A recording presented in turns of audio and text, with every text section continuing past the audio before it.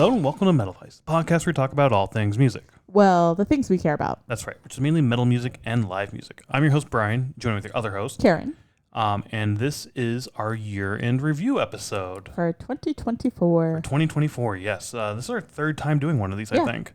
Yeah. Haven't been doing this for 3 years quite. We started like September, October of 2022. Yeah, I think October was our first episode, so we started recording in Somewhere in September. there. So we did one for that year, one last year and this year. So basically what it is, we're going to start with like going over our Spotify sort of playlist and our listening habits. Talk a little bit about last year's predictions we made for this year, see if those came true or not. We'll end with sort of next year's predictions as well. But in the middle there, we're going to have 13 categories that we're going to talk about, each one of us, picking 6 items for each one of those categories, except for the last one, which is a new category this year. We've done this 3 years, and every year we've added and removed categories that we talk about. So, and we might not have 6 for everything. And we might not have 6 for everything. I think I do. I know you typically struggle sometimes with 6. Yeah. But yeah, that's sort of, those are the metal numbers for me, 6, 13, and 11 for sure. But no 11s in this one. So I guess let's start with the 2024 predictions. And this is Spotify predictions or concert predictions? Both. That's going to go through both. It was both. Okay. So for me, last year, at the end of the year, I said for Spotify, Metallica would still be number 1 for me. And I thought Slipknot would be number 2 for my Spotify listening predictions. What did you have? I had Slaughter to Prevail would be on the top list, Lamb of God on the top list, Less Wage War, and I had a goal to listen to new music. Oh, fun. On Spotify. Okay. I didn't track that. I have it listed somewhere. I can try to find it if you want. Did you keep note of like the number of unique bands you listened to? Yeah, it was like 145 or something like that. I can't remember what my unique list was. Mine's hard though, because like if we're ever in the car, we use my Spotify. So same, yeah. Yeah. I didn't also keep track of my minutes because it tells you how long you've listened, and my minutes did go down this year. But again, we were listening to a lot in your car or in the car with your listening. As well, I've been listening to a lot of other means as well. So, Nugs. I've been watching a lot of stuff while I work, just in the background, listening to Nugs. We got Quello, one of those streaming services, and Veeps was another streaming service we had. So I've been listening to a lot more through that, and as well as YouTube, watching a lot of music videos. Yeah, at night we listen to YouTube a lot. Mine went down, but I also haven't really listened to music since November. Oh, weird. I don't know why. Yeah, that's weird. It's just been hard for, like, I'll listen to like 2 or 3 songs and I'm like, I want something else. I know you've been listening to a lot of podcasts when I get up in the morning and you're out already working and you hear like the murder podcast going. It's like, God damn it. Like, again. Murder podcasts are on my list. How about concert predictions? What did you have for those? I had that we would see Windrose this year. Okay. Which we did not. We did not. Slaughter to Prevail would have their own tour, which they did not. Not that we saw. They did have a couple headlining shows on tour with Marilyn Manson and Five Finger Death Punch. I think. Didn't they do some side shows? I don't know if they did or not. Okay. As their own headliner. Because they weren't a headliner for that. They were like the second opener. They were the first opener. Or no, the second opener. Yeah, because Funeral Portrait was the first opener. And they did headline Milwaukee Metal Fest. So they we did see headline, that. Yeah. So I'll count that as being right. I think I was just guessing, since we knew Milwaukee Metal Fest by the end of last year, that they would do a tour around that. I gotcha. They didn't do their own tour. So, and then I had that we would see Ghost in an arena show. Which kind of, sort of. Well, kind of, sort of. With the movie, that was an arena. Not our. Just we didn't see it live. Yeah. Well, we saw the concert live, just not the that movie. show. Yeah. No, we saw that tour live. We did see that tour live, but not that show live. Yeah. We saw the movie live, like in the theaters, but we didn't see the LA show. Yeah. What were your concert predictions? So I thought we'd see a lot of more smaller shows around here in Chicago, like going to a lot more smaller venues. We kind of did. We did, kind of, yeah. Yeah, we kind of hit that up a lot more. Not as much as I thought we would. I think next year, that's a prediction for me. For next year, jumping ahead, I think we're going to do a lot more of those next year for sure. Financially, we have to.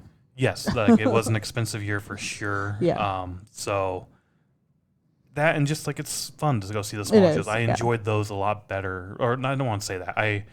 We found there were a couple times. I'll start that over. There were a couple shows back to back. It seemed like at Bottom Lounge where they had Chicago bands play, and I enjoyed those local bands almost more than the headliners. I was just gonna ask, would you consider like Bottom Lounge a smaller venue? I would. The tickets would for that too. weren't that Yeah. bad, if I remember Yeah. right. Like $20 to $30. To me, 20 to 30 is a smaller venue, but I would also expect like 15 to 25 Yeah. as well. So like, I mean, because you could think of size for smaller venue, like a Beat Kitchen or a Subterranean Yep, or yep. something like that. But in my mind, it's the smaller shows that aren't going to sell out, like a Riviera or an Aragon, Yeah. or definitely not an arena or like Soldier Field or something like that. So. Yeah, the Riviera and the Vic for sure are also that they're right on that Yeah. cusp, like Yeah. that. A that- little bit higher than Bottom Lounge and cusp. Cobra. Yeah, But like, they have yeah. a few hundred more people, but not a lot more. Yeah. Yeah. In those because of the balconies for sure. Yeah. But yeah, Cobra I definitely count. Yeah, there's a bunch of them all over the city. Reggie's for sure. Oh, Reggie's. Yeah. For sure. So I thought we'd get no sneak peek tickets to Metallica because I know you could get like free tickets. Or Oh, you yeah. could win the tickets. Well, you're right on that. I did not. We weren't buying them for No, sure, but I no. knew we were going to go see Metallica 4 times. So we had 4 opportunities to get them potentially. And I was like, we're not fucking winning those. We And saw Metallica twice. Oh, Four- 4 shows. 4 shows, Okay. yeah. Yeah. Sorry. 2 cities, 4 shows. Yeah. And then my last prediction, which was definitely wrong, was less shows than last year. I thought we'd do 30 to 40 shows, and we actually did more. By about 10 or so. Yeah. Yeah. So that was interesting for sure. Yeah. I think 'cause we said like, oh, we're going to see less shows, but because we knew we had some big trips coming up. Or Yeah. like we did the Metallica in Spain and we did the Headbangers Boat and stuff like that. And so we were like, oh, we'll do less shows to like even it out. Yeah, and since we're on the show topic, when we go to the shows, we try to get the playlist from Setlist FM or if the band posts it, and we have a concert playlist that we have where we post all the songs in the order we saw them. If we see a band multiple times, we'll add the new songs, but if there's duplicate songs, we don't add those to that playlist. And we've been doing that since we started this 2022. Which is fun to go back and listen It to. is, yeah. The shows. Sometimes like I go back to like the Ghost show that we saw in 2022 Same. and just like listen through the playlist or something. A lot of the times I just put it on shuffle and listen, Yeah. but I do the same thing where I go back and listen to a particular show over from Yeah. there. So going through that real quick, in 2022, we had just over 56 hours of music on that playlist. We'll put links in the description on YouTube, maybe on the like audio version. I don't know if you can put links Yeah, I or don't know not how in to. there. You do all that, so I don't know. You might not put it there. We might. I don't know. I'll see. But we'll put a link definitely in the YouTube one to these playlists. 2023, though, we had just over 103 hours of music. So double, right? Yeah, about double. And then 2024, we had 110 hours of music. Oh, less. No, more. Oh, more. 7 hours more. 7 hours more. Sorry. Number of songs, unique songs, 2022, we had 793. Then 1,467 in 2023. And 2024, we had 1,644. I knew it was a lot. Unique artist count, 63 in 2022. 2023, we had 142. And this year, in 2024, we had 167 unique artists that we have on our playlist. Now, that's not everything because not everybody has their stuff Right. up there. So there's Yeah. still stuff out there that we didn't see. Like Mr. Fly, this last show we just saw over the last weekend with Mastodon and Repentance. They didn't have their set list up, so we weren't able to add their Yeah. stuff. And like a lot of times, like at Milwaukee Metal Fest, we don't get all the band or like all the playlists, or like Denver Metal and Beer Fest, Decibel. Sorry, I got confused with Denver and Decibel. But the Decibel Metal and Beer Fest in Denver, like a lot of times those don't always get on there. So, Exactly. Yeah. And the boat even. But this year the boat was pretty good with basically everything we saw was listed up there Yeah. on the boat. Outside of like 1 or 2 shows, I think. So yeah, that's our playlist. And as I said, I'll throw the links in the description for the YouTube page for sure. Cool. Um, Yeah, I don't know next year if we'll go through every year on that. no, we Just probably won't. because- Just maybe the last year The before. last year, and, yeah. Going back to our individual Spotify sort of listening habits. Let me find it. All right, so I have my top artist, and then we have our top songs as well. Okay. Do you want me to go first, or do you want to go first? That's up to you. I don't care. Go ahead. Okay. Even though my prediction was to have less Wage War was my number one artist really? for the Okay. year. Yes. Then I had Lamb of God, Whitechapel, Slaughter to Prevail, and Slipknot, which Okay. surprises me because I don't necessarily gravitate to Slipknot like on my own. I wonder if that's the car, maybe. Yeah, because we maybe. did a lot of driving this year, and I usually put Slipknot on for sure. Yeah. Um, There's sometimes where I'll listen to like Devil and I, or I don't know. Like sometimes I put it on, I guess, but not normal. Yeah, I definitely go through phases where like I want to listen to this Yeah. album. I want to listen to this album Yeah. or just this one song. Interesting. I did before going to Northwest Iowa though. I did listen to Slipknot, The the original self- album, the like self-titled. I did listen to that like 3 times maybe all the way through. Okay. So maybe that helps with the numbers The because skewing. because you're listening or you're Yeah. listening to all the songs. So Well, Slipknot for me was number 2 band. that was correct then, right? Because you said I- Metallica and then Slipknot. I did say I did Yeah. say that. Metallica was number 1 again. Of So course. I don't understand that because I don't feel like I listen to a I lot of don't feel Metallica. like you do either. But apparently Did you listen I to the do. Black Album again The Blacklist? or the Blacklist? Seeing that, how does that count as their album? I don't understand Because that. it's probably under their name for the album. Maybe. And when you listen to that, it has so many songs on it. I do, and I do that on shuffle, and I'll do that for I'll go through a phase where I do that for like 2 or 3 days Yeah. because I love doing that. See, just like the Slipknot for me, like I bet that skewed it when I listened to the album a Maybe. few times.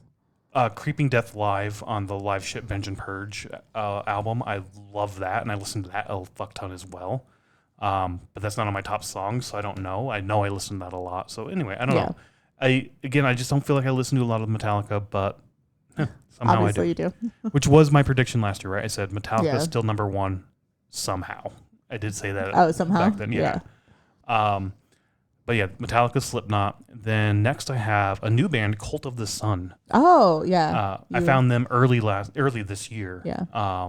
And just fell in love with them. It's very ghost centric or very ghost sounding type Yeah. band. I forgot that you were listening to them a lot. And I listened like nonstop. I fucking Yeah. loved them so much at the beginning of the year. It's kind of slowed down Yeah. definitely as the year went on, but there was a time, February or March of this year, early on in 2024, where I was like, holy shit, I found them, and I just listened to it Yeah. over and over And over. every night before bed, you would listen to like whatever song that was. Yeah, I can't remember. Yeah. I loved it. It was good.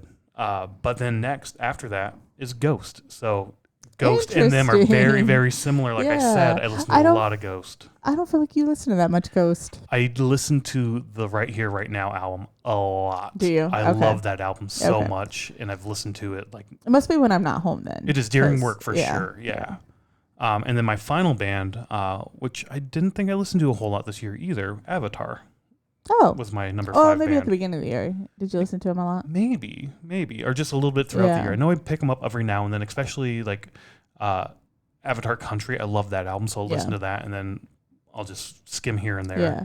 I feel like So- Avatar used to be like our 100% go-to. Like we used to listen to them almost every single day, and they've really trickled off. And it's definitely one of those things that both of us could like. Like, Yeah.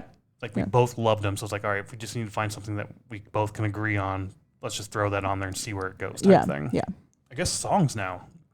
The top songs of 2024. What did you have for yours? I had Laid to Rest, which doesn't surprise me because I listened to that a lot. Hello by Wage War. Okay. Manic by Wage War. Okay. 1984 by Slaughter to Prevail. I love that song. It's their song against the Russian-Ukraine war. Oh, okay. And then Demolitioner by Slaughter to Prevail. Okay. That doesn't surprise you, I'm sure. I mean, a At lot the of beginning of the year. Slaughter for sure. Yeah. The beginning of the year, I was listening to Demolitioner like multiple times a day. I don't even know. Okay. I'm surprised that that's not higher, but Interesting. Hello is surprising to me that it's so high because it's not like something that I necessarily gravitate to. Right. But I think it's like one of the first ones, like when you go to like Wage War. Oh, you it's can click pretty on. high up there, so you just go to Wage War and hit Yeah. play, and it's like, okay. It's like one of the first ones. So Okay.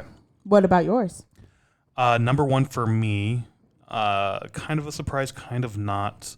This top 5 for me is very surprising because I was like, holy shit, for real? These albums, like these songs are up there. I listen to these the most.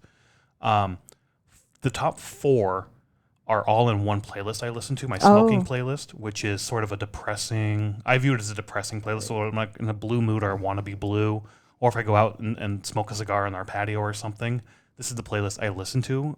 So 4 of these, the top 4 on this list are in that playlist, and I listen to that playlist a lot. Okay. So In the Pines by Okay, Chemist, that makes number sense. 1. I also just love that fucking song. Yeah. It's fucking phenomenal. So Yeah. In the Pines by Chemist. Brothers in Arms by Dire Straits. It's on that playlist, and it's on my classic rock playlist as well. Another great song that I just love to listen to over and over. Well, not over and over, but I'm in the mood for something kind of blue and gloomy. Here's what I'll put on. Have you been blue and gloomy all year? No, I just like to feel that way every now and then. Oh, okay. So, after that, we have A Conversation with Death, another one by Chemist. That's another great song. It is. I love that song, but they have 1 and 3 on the top most listened songs, but they're not one of my top most listened artists. Oh, is it because you only listen to those 2 songs and then move on? It might be. I don't know. Yeah. After that, Darker Thoughts by Paradise Lost, which are going to be at Milwaukee Metal Fest excited next for year. them, I'm so sure. fucking excited for that. Yes. I love that song. I love them. Very, again, kind of doomy and gloomy. I wonder if they'll play that. Probably I not. hope so. I Probably hope so. not. The last one, Horror Babylon by Cult of the Sun. Oh, okay. Was that the one that you always listen to every night before bed? I always listen to, but that's the one, like, I found that and I was like, holy shit, this is awesome. And I started going down their catalog. They are a newer band, so I hope their catalog grows. They did some covers of Ghost songs as well. They did Square Hammer. I hope they make it over to the States and play. I fucking love those guys so much. But yeah, that sort of wraps up our review from last year, our sort of Spotify listening habits this year based on their year in review thing they sent. I guess let's get into the first of our 13 categories. Okay. This number 1 category is this year's best tour names. Do you want to start or do you want me to start? I can start. Okay. Yeah, that's fine. Yeah, go ahead. Okay. Obviously, I have Ashes of Leviathan. So that was with Lamb of God, Mastodon, Kerry King, and Malevolence. Yes. Let's just do this together because that's also Okay. my number one. I figured it would be one of my number favorite one. songs. Yeah. I just have to say, like, for them to come up with Ashes of Leviathan was just perfect. Like, because they did the tour, because both of their albums came out 20 years ago on the same day. Yeah. Like, and they're doing it to celebrate both albums. They're doing both albums in their entirety. Yeah. It was awesome. And so again, we'd say top 6. These aren't necessarily in 1, 2, 3, 4, 5, 6 order. No, not it's just this. These are whatever. But I do think that's up there in terms of. I think that's up there.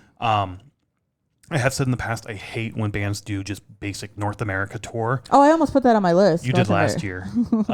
It's funny. Because all the bands do that. It's like North America 2024. Yeah. I also don't like when bands just default to the album name, which is still better than North America tour because you know what album they're supporting. But this, taking those 2 albums and melding them together, I gave that a pass. I was like, all right, that's actually a little clever. I do like that a lot. That's awesome. So yeah, Ashes of Leviathan for me is definitely on my list too. Yep. Do you want me to say my second one? Or yeah, go ahead. If I have any that overlap, I'll just spout that out. Probably the rest of them don't cover any of yours.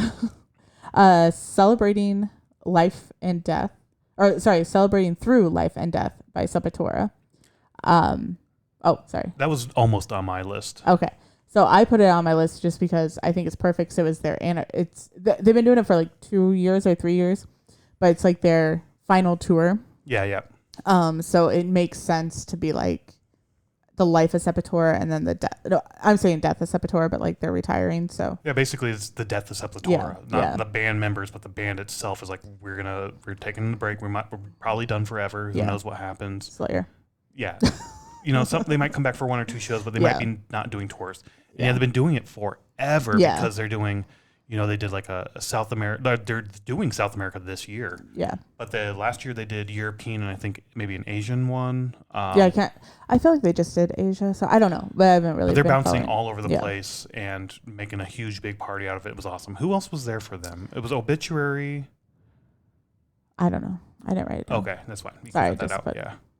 Yeah. What do you have after that? I had Citizen Soldier Group Therapy. I also had that. Oh, did you? I thought that was just a really cool like concept. Yeah. So Citizen Soldier's music is very. He was a therapist, or he is a therapist. He is a therapist, and he started writing music, and that's how I found him, was on Instagram. And so it's like very mental health focused songs, and like that. So just naming it Group Therapy was like, we're going to have a therapy session. Which is, you hear other bands say this all the time as well. They're like, hey, the world fucking sucks. Work sucks. Life sucks. You're here to enjoy and have fun and let loose and just, you're here with like-minded people. You're here. This is your therapy. And like, everybody Music else, is therapy. so many other people say that and like naming your tour that, like, Yeah. all right, I like that a lot. Yeah, that's cool that it made your list. Then I had Metal Crushes All, which was the Amon Marth, Cannibal Corpse, Frozen Soul, and Obituary. That's a pretty cool name. I didn't have that on my list. Yeah. Yeah, I just like the Metal Crushes All. Yeah, that's really cool. This one you won't have because you didn't see the show, but the cattle decapitation show that I saw in Ireland, their tour was called Terracite Over Europe, which Terracite is their album. Okay. But I liked Terracite Over Europe because in my mind it's kind of like Parasite Over Europe, or like, and they're doing the Europe tour. So Parasite or Terracite? Terracite. Terracite. What does that even mean? Oh, that's all right. So we just looked up the name. Terracite actually means a devourer or destroyer of land or earth. So the destroyer of Europe. Destroyer Over Europe. Yeah, I do like that. I mean, it's the name of the album, and instead of just doing Terracite UK or European Tour 2024 or North American Tour, they like threw this like over, like we're taking, like, I like that. It plays really well. I liked it too. The next one you probably won't have either, but The Last Christmas Eve, we just saw that with the Trans-Siberian Orchestra, and I have a little note, sums up the show perfectly. It was close to my list of making it. There's so many honorable mentions, like the ones that you mentioned that I didn't have. I would probably, like I said, I thought closely about adding them and didn't.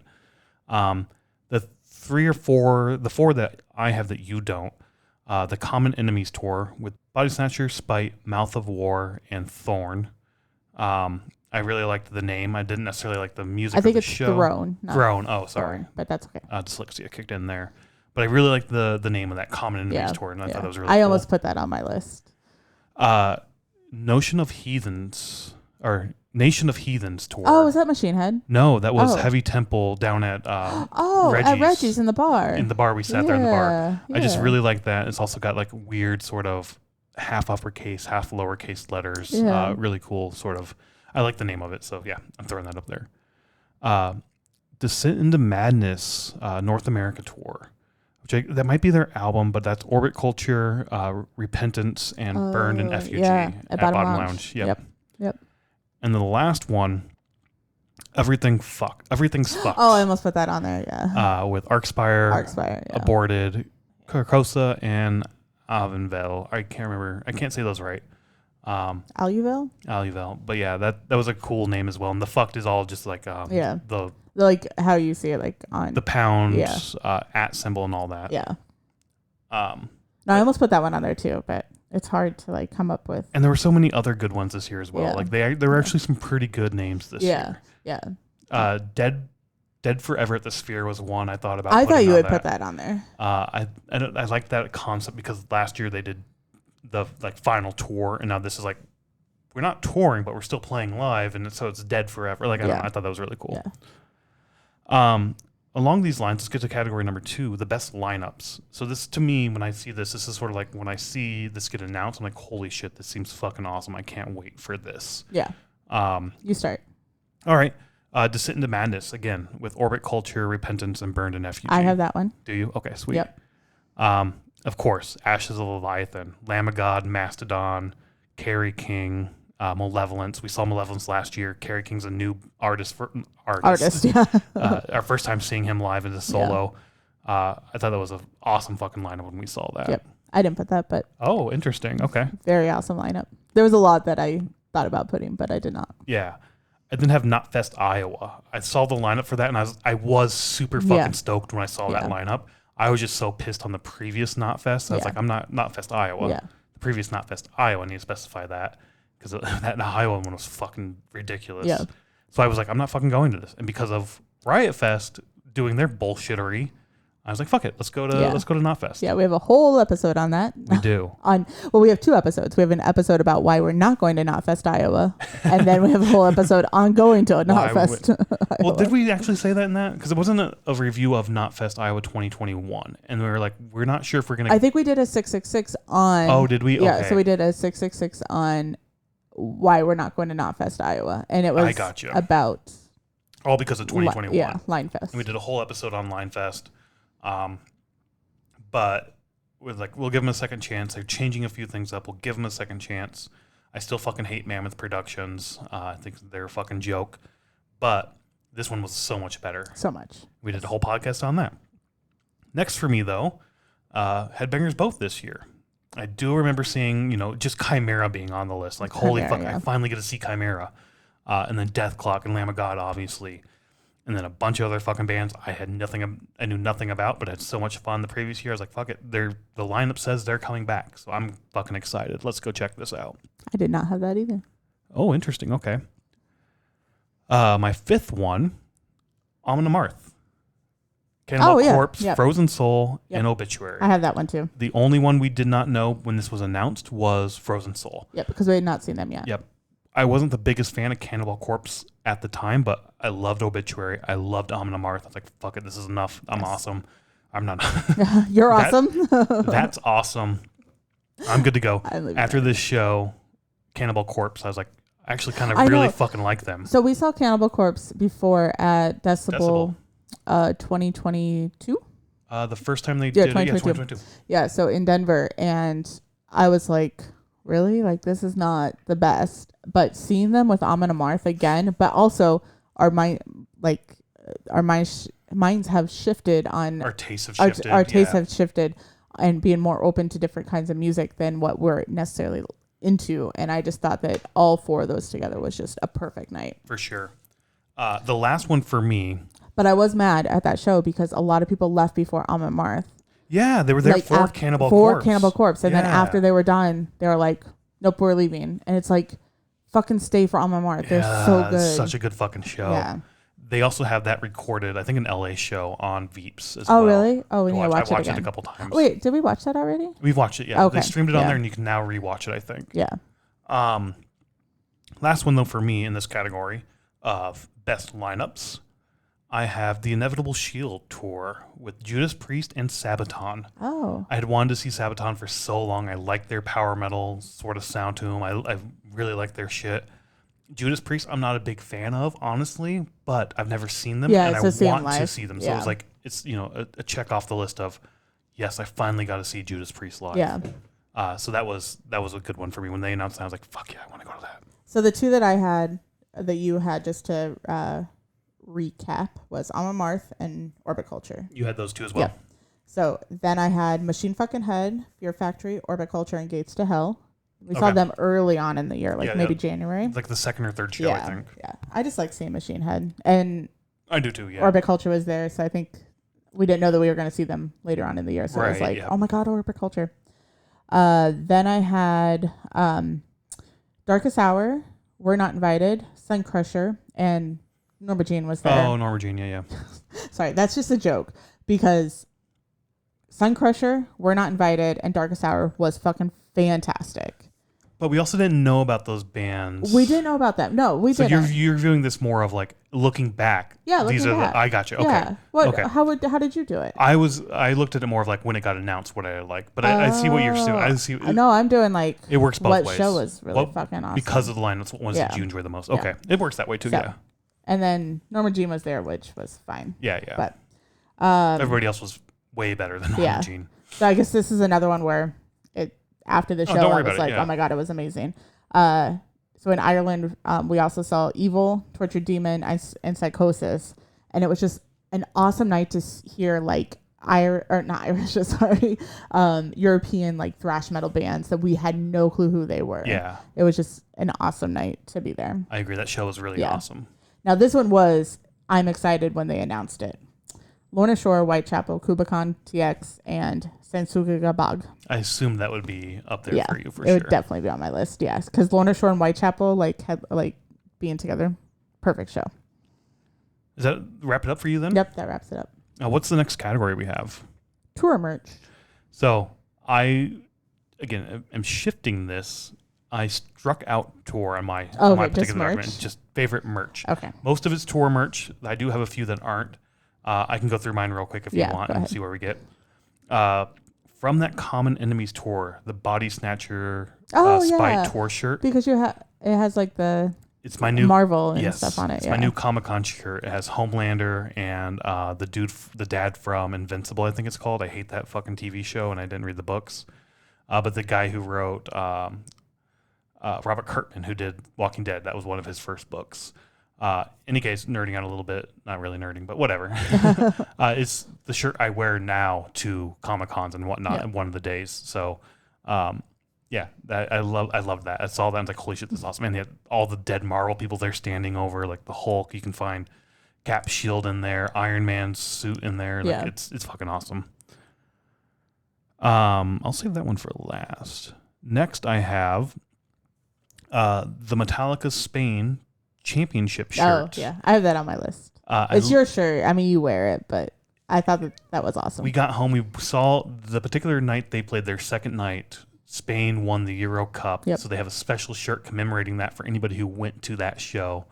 I love the sort of the imagery of it. I love the story behind how we got that and how we were able to get that and what it means. Like, I'm not the biggest football fan, or soccer as we call it here in the States, but I love, like... It's that moment, though, that it happened because they were in the middle of playing one, and, like, the whole crowd just starts cheering. Everybody's watching it on their phones. Like, it was an awesome time to be in Spain while it happened. Yeah, and so many good memories from that shirt. When I look at it, I think about for sure.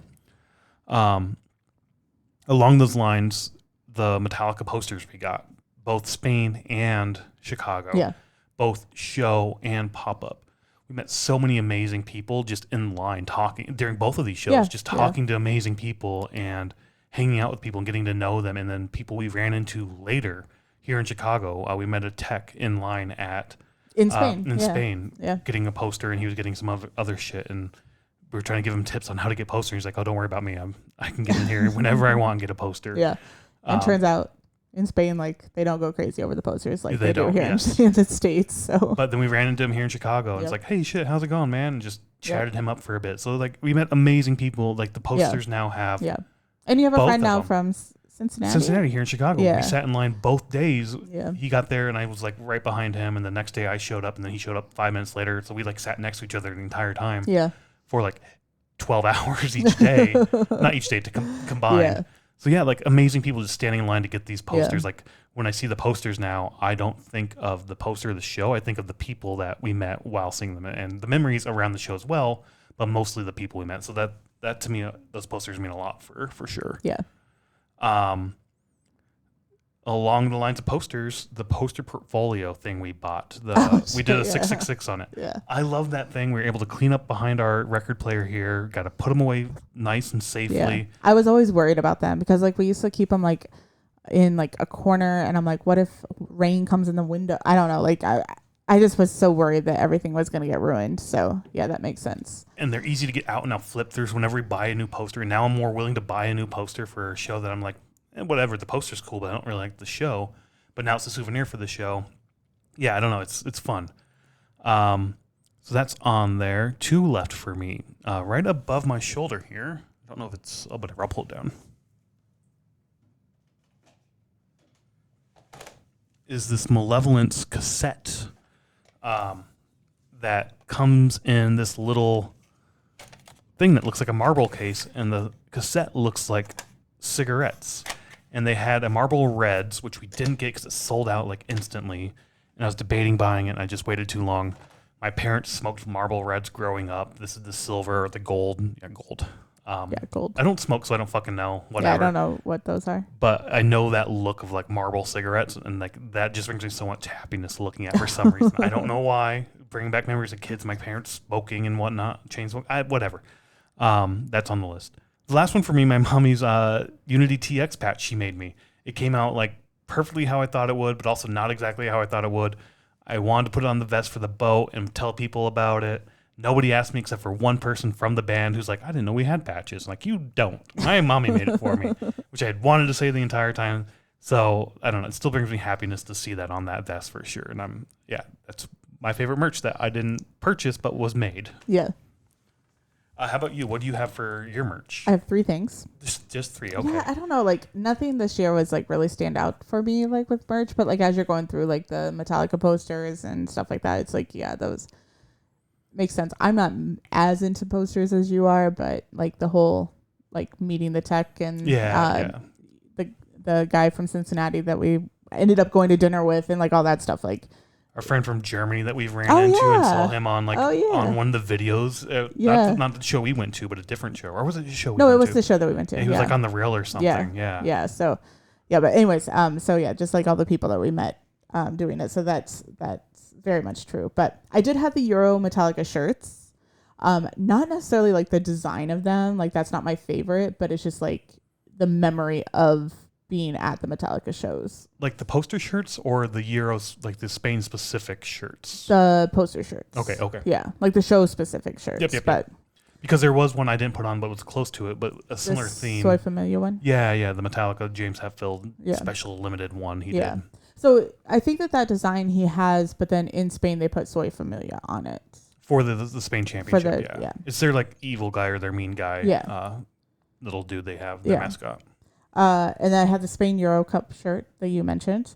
And then these are not tour specific, but the Wage War, the nail shirt. I love that shirt. Oh, the one you always wear. Yeah. And then there's just a Wage War with a skull on it finally, because we've had this conversation so many times where like I don't buy Wage War merch very often because I don't care for it. You don't like the design. I don't like the that. design. I don't want camo. I don't want like comic looking.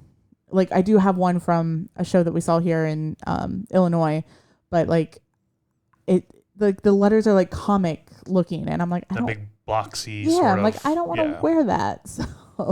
So even though Wage War is one of my favorite bands, I often do not buy merch from the shows because I don't care for it. And see, and that's where I think you and I have personally talked about that. I'm a little different. Like even if I don't like the shirt, I want to get one with the dates that I saw the show on. I don't want to spend money on something I'm not going to wear. And there's the other argument, right? So Yeah. I will wear it. I'm not going to necessarily be like, this is my favorite thing I'm wearing, but whatever, I'll wear it and whatever. Yeah. But yeah, on to the next category. What do we have?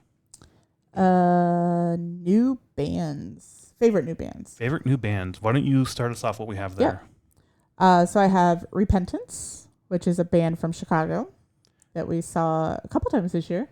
Couple times and once a couple years ago. Yeah, they were at Milwaukee Metal Fest, but I don't remember them. I know we talked about Yeah. that during that episode. I think we were like, we didn't even fucking know I forgot we saw them, but I remember liking them there now that I remember I saw them there. Yeah. Currents, which we saw for the first time on the boat. Oh, yeah, Currents. Like Bleeding Through, which we saw for the first time on Headbangers Boat as well. Yep. Sun Crusher, Another Chicago band. Yeah. that we saw at Bottom Lounge. Crypta. Oh, the Brazilian women Brazilian band that we saw with Hatebreed, right? Hatebreed, yeah. Their 30th anniversary. Yeah, They were yeah. like the very first opener. Yep. They were actually really good. They I were forgot about so them. good. Fuck. So good. And then a band that I saw this year, but you did not. 200 stab wounds. 2,000 stab wounds? 200 stab wounds. 200,000 stab wounds? 20,000 stab wounds. I always get their name wrong. You always call it like 200,000 or Yeah, I think 20,000 stab wounds. 2,000 stab And wounds. then I think like, I know what the fuck are you talking about? You're like, oh, no, 200. Yeah, No, yes. No, they were played in Limerick at the cattle decapitation show, and they were just fucking amazing. Like the first song, I was like, Brian needs to see this band, and unfortunately, you haven't yet. Yeah. So. For me, Cult of the Sun, obviously. Obviously. I fucking love them. They were awesome. Powerwolf was on there for me. Oh, Their yeah. live show is just so fucking good. The live is so good. I didn't even think about that. They're not a band that I like to listen to on Spotify, but the live was so much better. That's fair. I don't know if I've listened to them a few times on Spotify, and they're fine, but the live was just so much better. Yeah. The crowd energy. I remember the night that we saw them live, and then the very next day I was at the office and I started playing them. I listened to like 3 or 4 songs. I'm like, no, I can't do this. Like, it's just so different. Yeah. So. Dreadnought for me. Oh, yeah. Decibel. Decibel Beer and Metal Festival, or Metal and Beer Festival. They were the keening of Decibel this year, and I fucking loved it. It was so good. You've listened to them a lot since then, right? I've listened to a few times, not a whole lot, but a few times. Pallbearer, another one from that show. The Doom, right? The Doom, just so fucking good. I loved it. It was so good, so good. This one's probably a little bit of a cheat. I think you kind of did this, if I remember correctly. I just said Chicago bands. Like all the bands we saw from Chicago. Like I said earlier, we saw 2 almost back-to-back shows, and the openers for us just fucking blew they blew me away. Yeah. They were so fucking good. Yeah. And my last one, I don't actually have one marked. I just have it reserved as like, I need to fill this in. So I don't know. We saw so many bands. I know it was this hard. year. It was hard for me to just pick 6. Crypta? Crypta, yeah, let's do that. The Crypta was really fucking good. I forgot how awesome that show was. They blew me away when we first showed up. Frozen Soul as well. Oh yeah, Frozen Soul was technically new this year. They were, and they put on fucking phenomenal Yeah. shows. And we've seen them 3 times. We went to 4 shows, but saw them 3 times. Yeah, and like they're fucking good as well. Yeah. This is another one that like there's so many like honorable mentions you could have on here. That just like I don't know. We saw a lot this year. It was really good. Kitty, they're not new, but the first time we saw them this year, I really loved that. Conquer Divide was along those lines as well. I don't necessarily like their music, but their live set was really good. So yeah, I don't know. I'll say Crypta for sure to fill up that last slot. All right, so category number 5, similar, but this time new music, just new music overall. I think before this was 2 categories. It was new songs and new albums. Yeah. Kind of combine this down just to this one of what's your favorite new music. Yeah.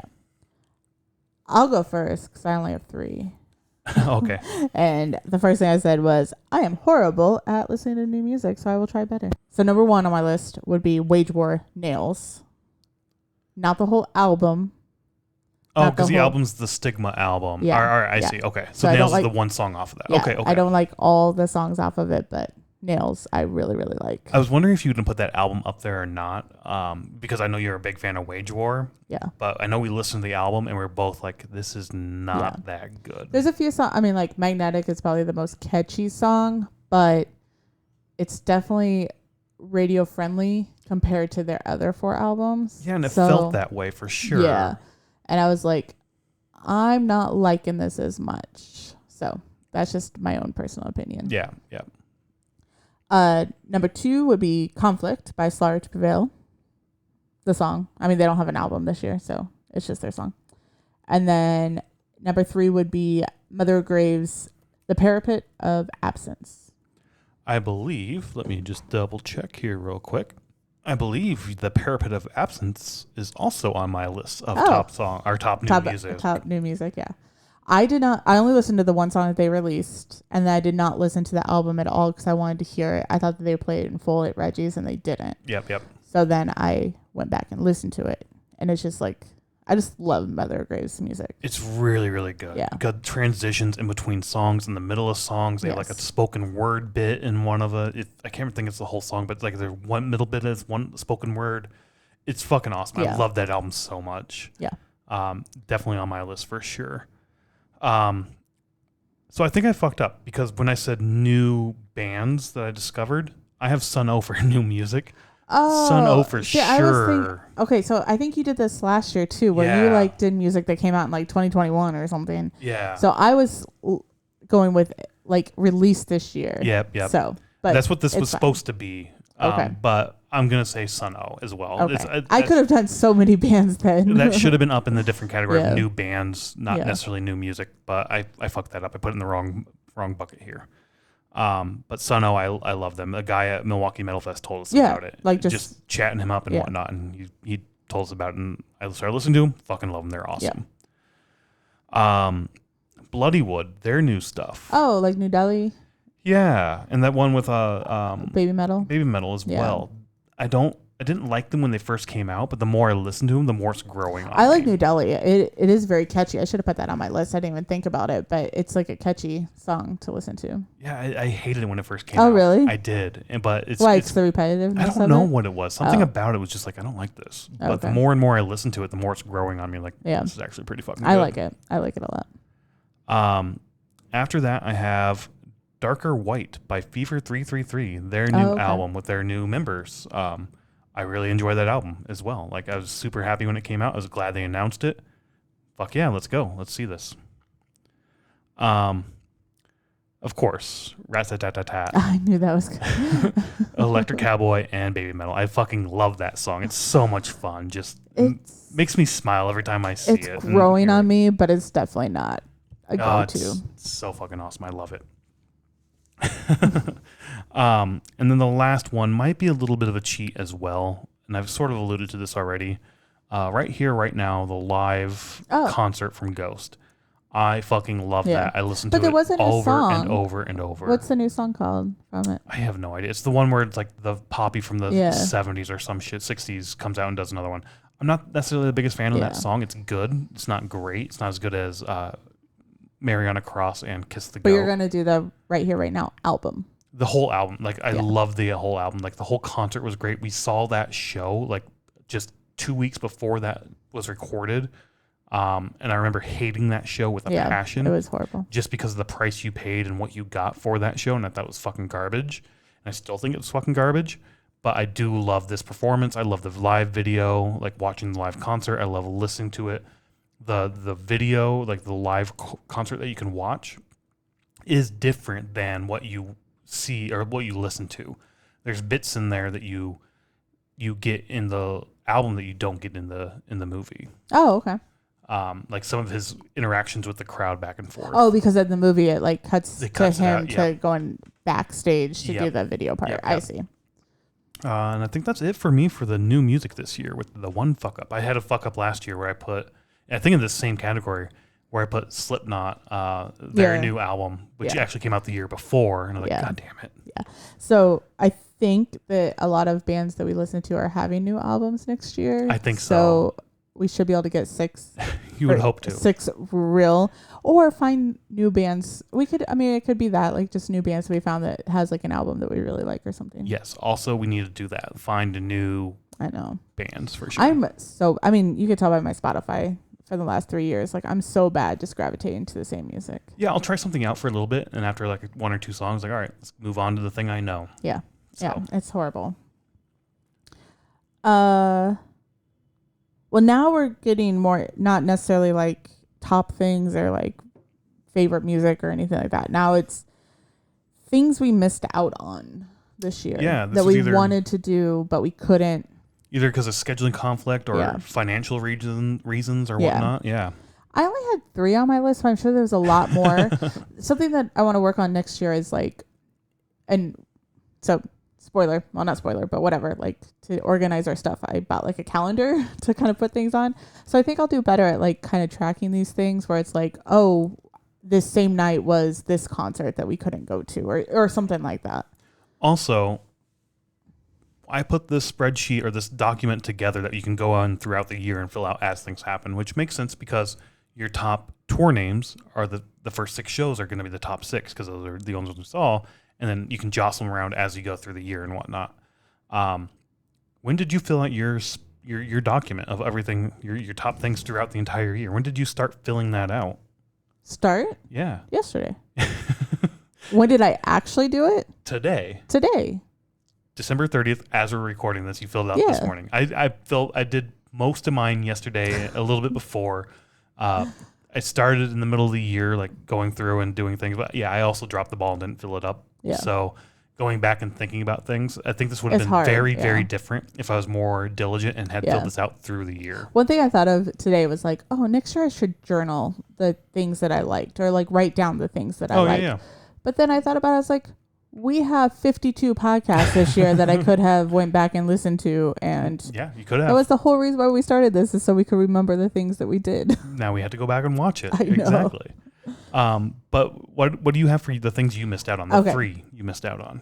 Well, I'm sure, like I said, I'm sure there's more than 3, but so Sound Growler birthday party. We did miss that. Yeah. I think we were in Spain when it happened. Fuck, I forgot about that.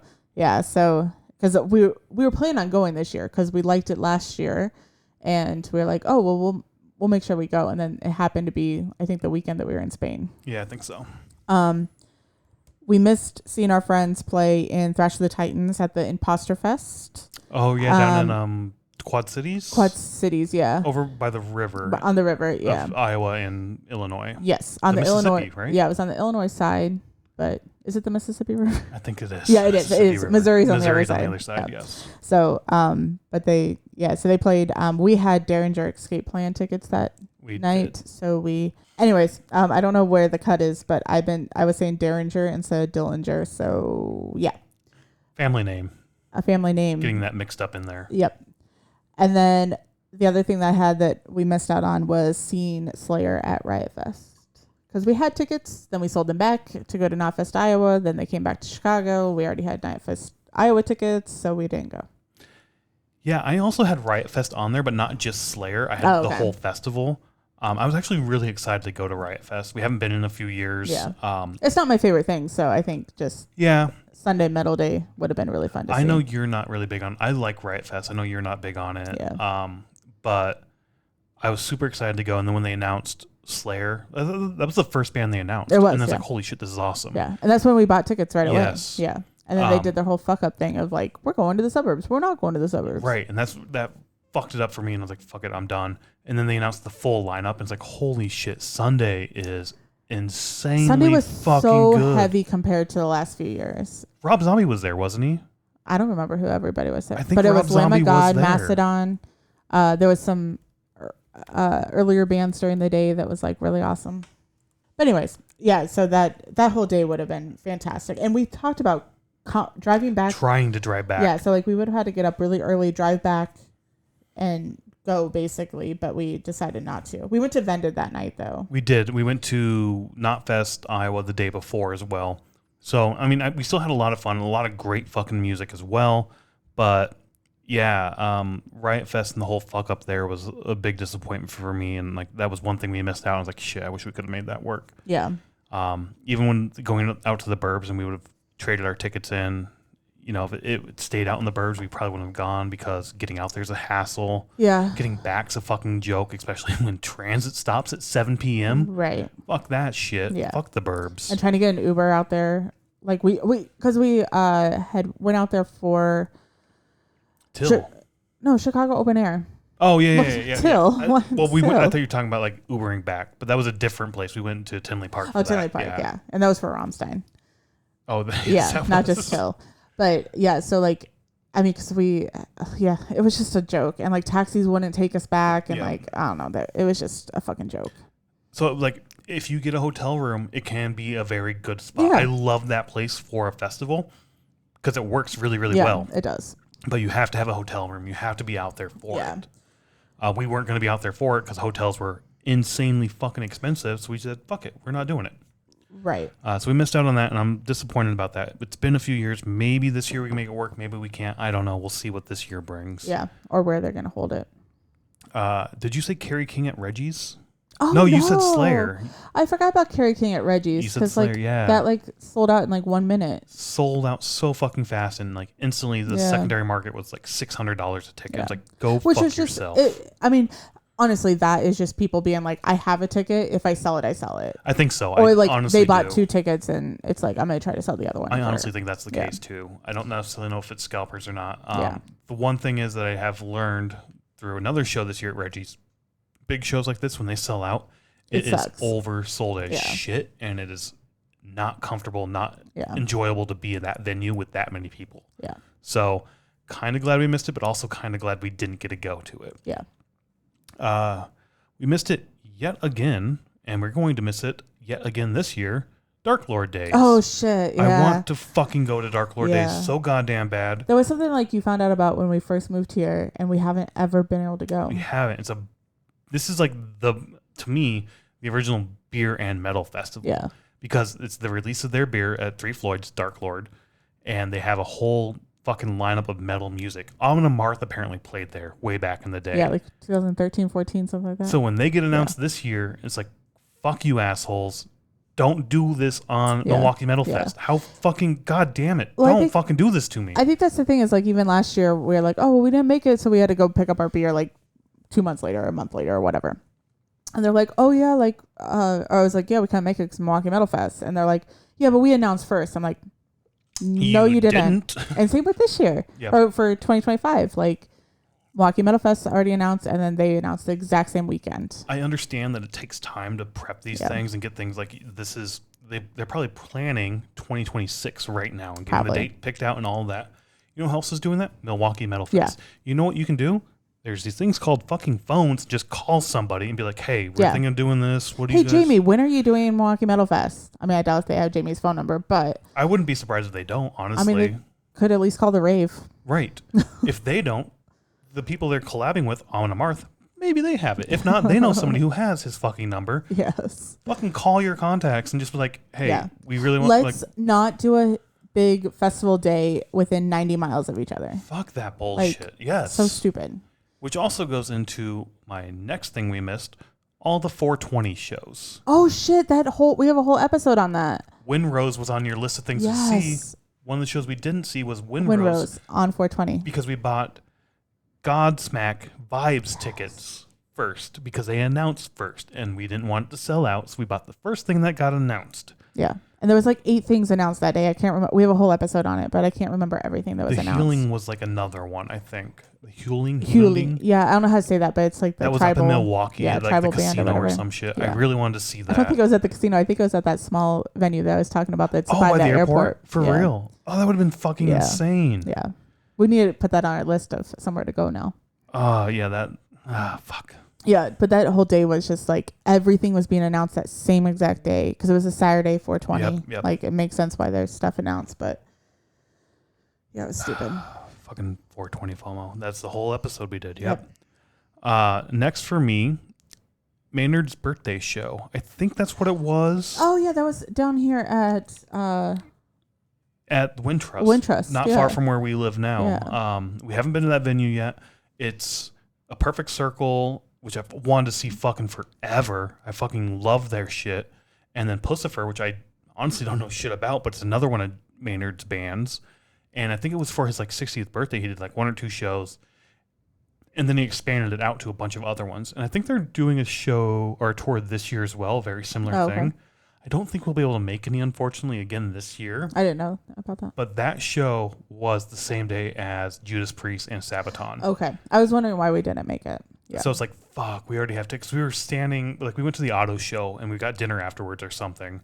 And we're sitting there looking, because we walked by it and they had like an ad for it. And it's like, holy shit, that's awesome, let's go. And you're like, I don't think we can. And we looked it up like, tickets. fuck. Yeah. The last one, because we did not follow them, was the Keening here in Chicago. Darn. They played, yes, they played at Talia Hall, which is a venue I've wanted to go to forever. Everybody tells me to go there. It's a phenomenal venue, they always say. And I feel like the Keening would have been great there. Along that same lines as Fever 333, they were in town as well not too long ago, but we were on the boat and couldn't make that. I've wanted to see them in the States for so fucking long, but they don't fucking play here that often. It's really frustrating. And they finally came to Chicago and we couldn't go. So there was a few things when we were on the boat I forgot about. See, that's the thing is like I can't remember like what was announced when, but and this is the thing too, our spreadsheet only tracks what we went to, not what we didn't go to. Yeah. And we can't add those, otherwise it's gonna be like 200 lines long. Yes, it will. So I guess Fever 333 is an honorable mention, number 7 for me. But yeah, you can't make everything, and it kind of sucks when you can't go to something. But don't look at the things you missed and enjoy the things you went to, I guess. Yeah. Which sort of goes into the next category, maybe not. So this one I didn't fill out very much. Okay. So we're on the top 6 venues of the year. Yeah, our top 6 venues of the year. So I was thinking new venues. Okay. When I filled this out. Gotcha. So, but I'm going to say like I like Bottom Lounge. I like Radius still. I like the Rave like a lot, even though we only went to like 2 shows there this year, which is weird, but we like chose other cities to go to. So like there's venues that we've been to that we really, really like, but I only did new venues that I really liked. Okay. I know we talked about this maybe last year as well, or sometime in between last year and now. But I think it's supposed to be top 6, at least in my mind when I was doing it.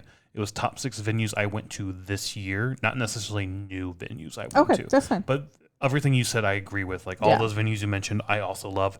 In fact, Rave, even though I said the top 6 venues I went to this year and only went to like 1 or 2 shows at the Rave, I think 3 for me. The Rave is still on my fucking list. It's always going to be on my list. Rave is awesome as long as it's not 100 degrees out. Even if it's 100 degrees, fuck it. The venue's awesome. The staff is awesome. Like, no, it is awesome. I'm not saying that. But if it's very, very hot, it's very, very hot in there and there's no air. It is very, very hot in there. But the staff for me make up for it. Everybody's just super fucking I hate cool. being hot like that. So fair. That is fair. That's fair. I'll give you that. Anywho, though, what do you have, I guess, then for your top venues this year? So I have Whelan's, which is in I also Dublin, have Whelan's. Ireland, which was really cool. And I have Dolan's, which is in Limerick, Ireland. I also have Dolan's. Not just because it was in Ireland Yeah, and because no. we went. That's why I'm saying like it was new venues that we Yeah. went to, and the only other new venue I think that we went to, I didn't count like the stadium in Madrid that we went to, but I almost put that on the list, but I'm like, but that's not really a music venue, but like I just liked that stadium because like the lower level was food and stuff, and then you like go up a level, there's more food, and then you actually go in the stadium. I think it's set up really well right next to the train, so you can get in and out really easily. I mean, obviously not every city can build their biggest stadium like that, but I thought it was set up really well. But I chose Whelan's and Dolan's because they were like new venues that we went to. And then like we went to like Subterranean, but honestly, it's not my favorite. That's fair. Yeah, I can. Yeah, Subterranean, I don't think even was close to top. I of my think that was list. the only other new venue that we had been to when I looked at the list. Yeah, I'm trying to think what else we've been to. I had Whelan's and Dolan's as well. Dolan's Warehouse is the It's proper what it's name, I called, believe. yeah. Whelan's is just a small, tiny hole in the wall, and like walking down Yeah. that windy street, like these tiny ass windy streets, and all the small shops and bars around there as well. Like the atmosphere of it and the neighborhood it's in. That's the kind of neighborhood I like. Yeah. And you walk in, it's sort of dingy and run down, but also not dingy and run down at all. It's like well kept up. I Yeah. felt like the setup of it was awesome. The sound of it was awesome. I just remember having a great time there as well with like the show itself was really good. And then we went to get our coats. They told us to go around to this other section, which was another venue apparently in there where they had like an EDM thing going on, I think. And like, It was like a silent dance party type. Oh, is that thing. what it was? Yeah, like they had like the headphones. Or Okay, whatever, is that yeah. what? All right. But yeah, I love that vibe so much. And then we went to Whelan's or Dolan's, and you're going down this like industrial park. And it's kind of creepy and weird like, out. Yeah, very creepy. Both times we went, it was like raining and cold. Yeah. And we're like, where the fuck are we going? There's nobody over here. It's so fucking like warehousey and like I'm gonna get my kidney stolen or some shit. I don't know. And you come into this building that's just like a small little mom and pop sort of pub, right? Irish restaurant. Yeah, where they like. Yeah. Well, the first part is an Irish pub like thing, and then a little bit section behind that is like a restaurant area, and then behind that is the venue. And I think they have two venues. I think one's upstairs and one's downstairs. But they also have the balcony that we went up to and hung out there, and they had like the roof deck as well. I love that venue. Like the atmosphere around it and the atmosphere in the venue, like it's so fucking awesome. I loved it. I'm glad we had the opportunity to go. Yeah. We'll probably never be back, unfortunately. Yeah, no, those two we'll probably never see again ever in our life. But they were so fucking awesome. So if you ever get the chance to go to Ireland, definitely check out, if you can, Whelan's and Dolan's. Whelan's in Dublin and Dolan's in Limerick. Yes, yeah. It was so funny because like when I said like, oh, we're going to a concert in Dublin, there's a lady that I work with who's in Dublin, like she's based in Dublin. And she was like, oh, where is it? And I was like, oh, and I looked it up. I was like, oh, it's Whelan's. And she's like, oh, so it's a bar show or like a pub show. I was like, yeah, like we like those kind of shows. Like we like those. Most of the shows we go to are pub shows. Yeah. It's like, we don't necessarily go to like Metallica every weekend. Like, yeah, and like both of these kind of felt, because we've been to Reggie's beforehand. Yeah. Both of these felt very Reggie's-esque, yeah. but not. And also, Dolan's was very much Bottom Lounge-esque, but not. Very like its own sort of flavor of Bottom Lounge and but the same concept. Cobra where it's, Lounge. Yeah, like, it's the same concept where it's like restaurant and bar. Yeah. With a venue behind, or like a venue as well.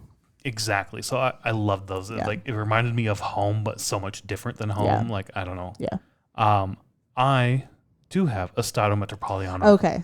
And I almost put it on the list, but I was like, it's not a music venue. It's not a music video, but it is a music venue, but it is a venue we saw music at. Yes. And it's fucking insanely massive. And the I forgot all about the food options along the floor.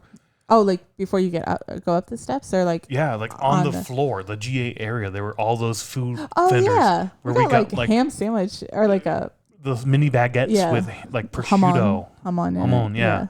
And then you got your gallon of beer. People are walking with kegs on their back.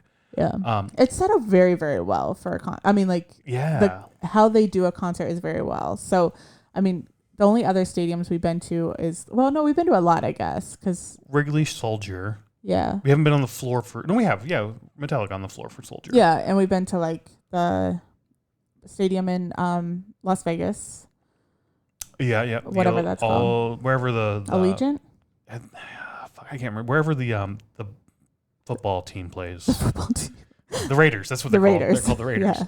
And then we went to the Lions, which is fucking horrible for at least our experience. Our experience was fucking horrible for that. I honestly, every time I see the Lions playing, I'm like, I fucking hate them just because I didn't like the venue. Also been to Allstate Arena, which is an arena, not necessarily a stadium. Yeah. I'm thinking stadium wise. Gotcha. Fair. Yeah. But also like this is outdoors where the football team plays the soccer here in the States football team.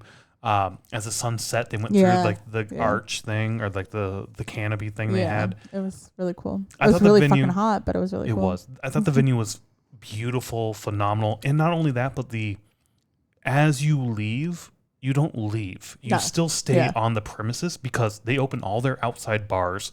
They sell all their shit outside because people stay and party because the train's right there. It reminds me so much of Wrigley if Wrigleyville was attached to Wrigley. Yeah.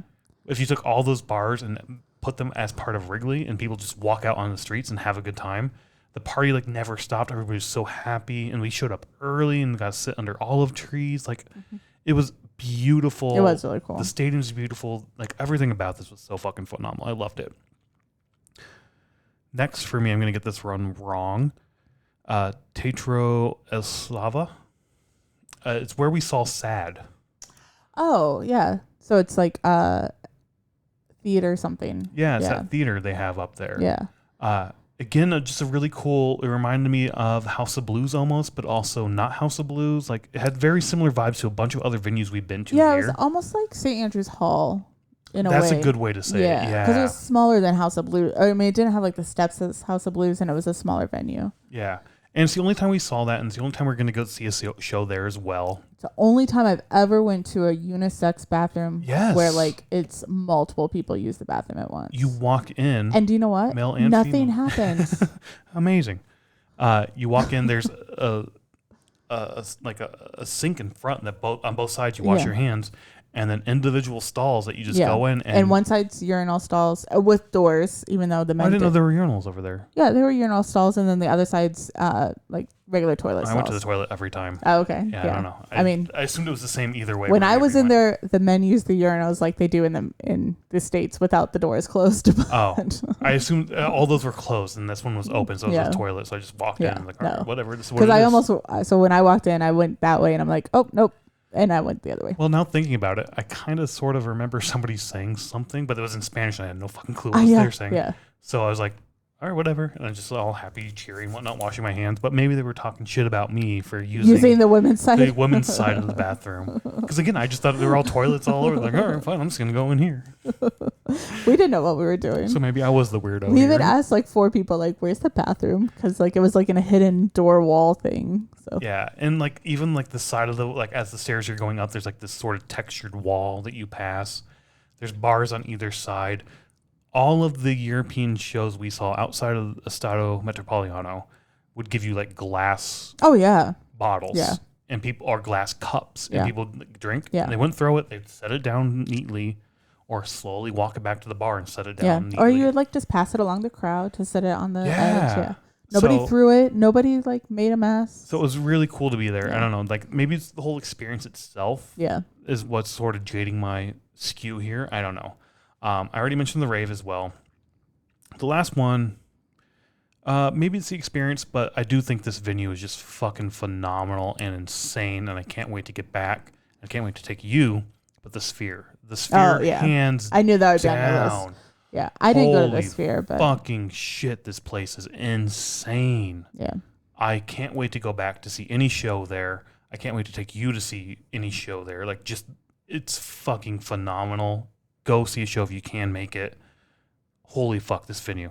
And I'm not saying every venue needs to be like this. Not every show needs to be like this. But it's a unique experience. But it is a unique, novel experience to consume live music. So check it out once. It's not something I want to see every show I go to. Like I just said, I want to go to these small bar shows and whatnot, like Whelan's and Dolan's. I want to go to those. Those are so much fun. But the Sphere is also a lot of fun. I would rather go to the Dolan's and Whelan's, honestly, than the Sphere. Yeah. But I do want to go to the Sphere again. I want to check out a show there. Especially, we just watched some Instagram stories of like a dance. Like an EDM, yeah. Yeah, like not necessarily, I wouldn't want to go for like the EDM music, but like the show that they put on with it looked really fantastic. I will say with that one that we've been watching a lot of Instagram, I have noticed every motherfucker has their phone recording it. It wasn't like that at Dead. Yeah. Not every single person the entire time had their phone up doing like this. That would be annoying. You had a few people, and then you'd have the people like, oh yeah, oh, like cheering, like just like gasping at like the visuals. You had that a little bit at the Dead, but mostly it was cheers. When something would happen, it was like, fuck yeah, let's go, this is awesome. And then back into dancing, what EDM should have been. Yeah. Oh yeah, because I think one of the Instagram was like first dance show at the Sphere, and I'm like, but nobody's dancing. Right. Everybody's just like recording it. How about the first metal show at the Sphere? Well, why don't we do that next year, maybe? I don't know. We'll see. Come on, Metallica.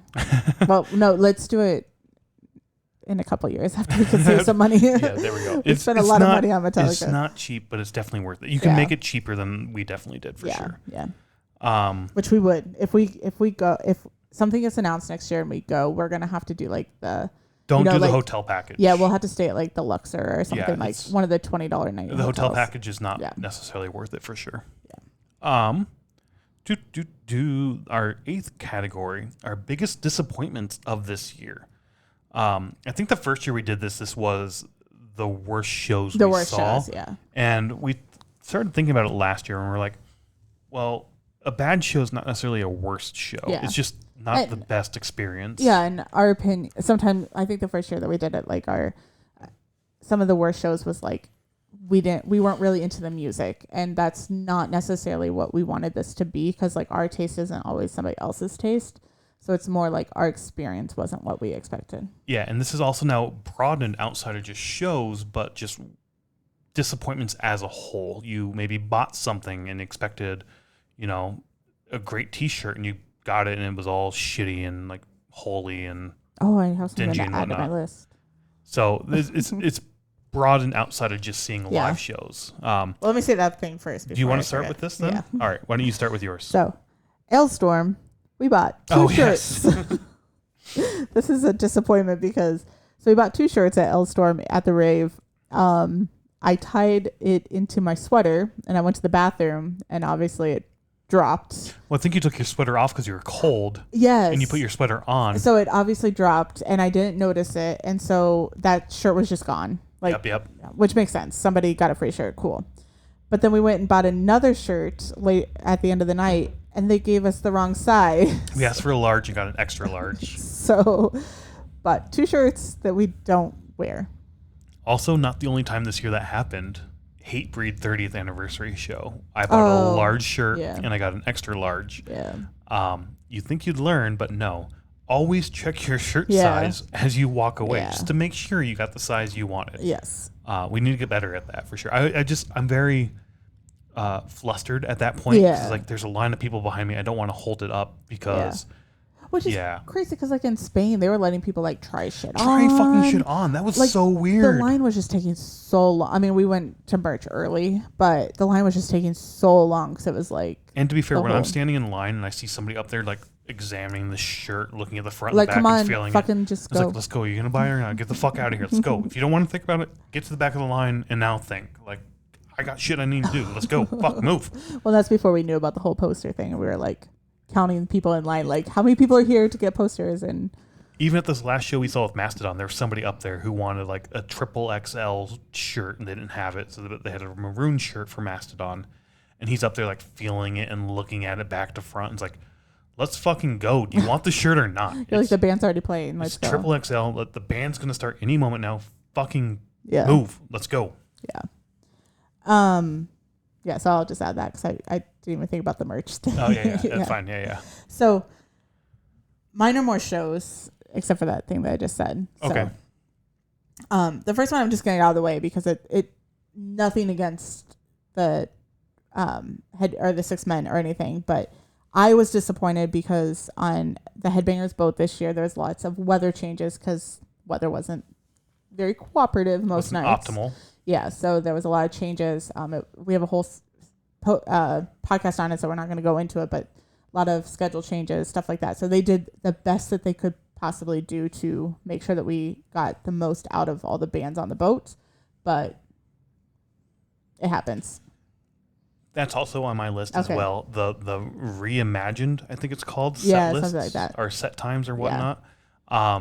I agree. It's weather related. You need to change things around. You need to move things a bit. It takes time to move gear back and forth. It takes time to set up a stage where a stage wasn't set up. I get it. I fucking get it. It makes sense. Yeah. But at the same time, not knowing, I felt like the communication wasn't that good. We didn't have easy access to the sets changing and when the sets were and where they were going to be.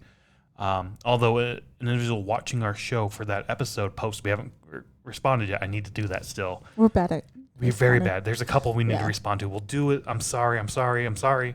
But they did point out that there's free Wi-Fi that you can then use the app to find those schedules easier. I didn't know that. I didn't know that either. Yeah, so next year we'll have to at least try that. So like if you're on a cruise and on like a music cruise, apparently there's free Wi-Fi. So use those apps and whatnot.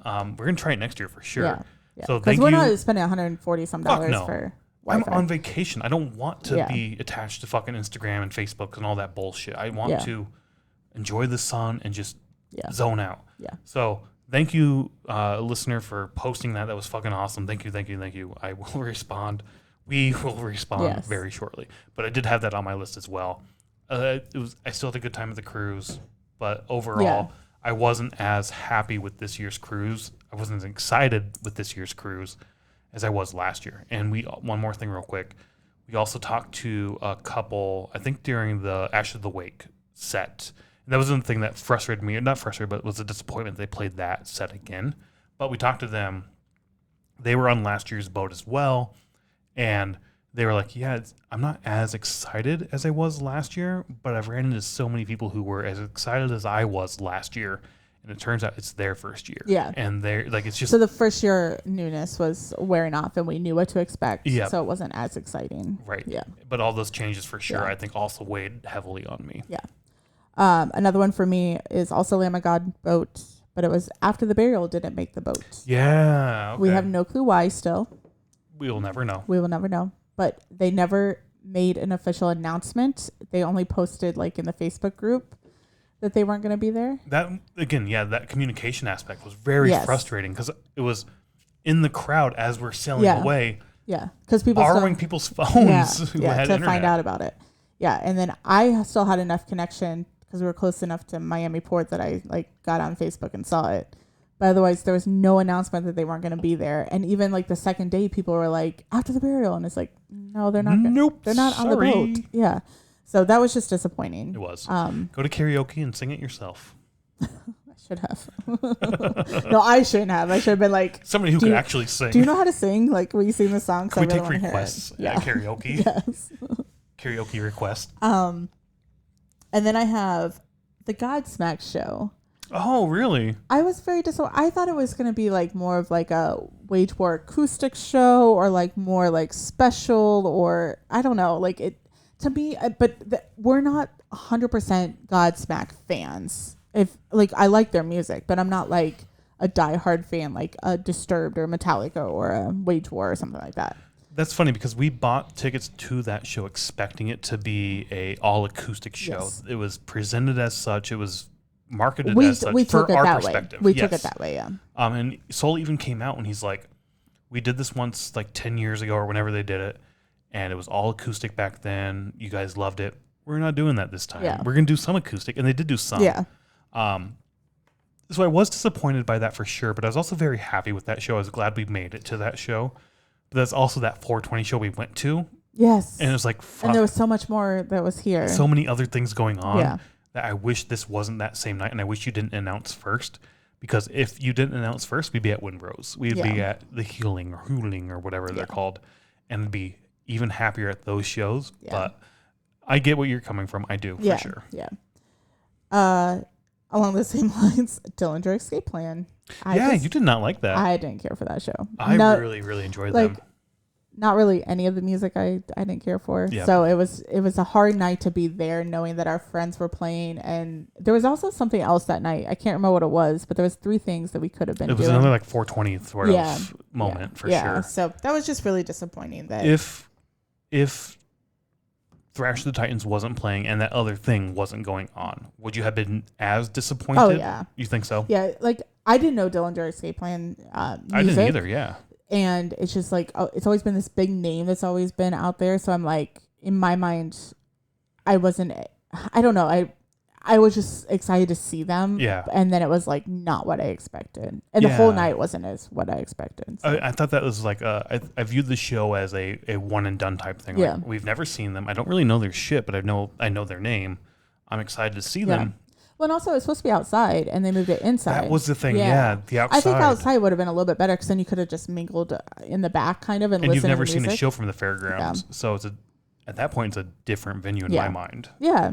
But I mean, it was just a disappointing night, and fair. I think by the end I was just like, I'm done being here. I'm done with this. Yeah, that's fair. I'll give it to you.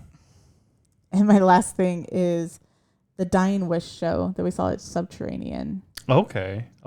Yeah. So I didn't know it was a hardcore show going in. I think you did, maybe. I know they're hardcore, but I didn't know all of it was going to be hardcore. Yeah.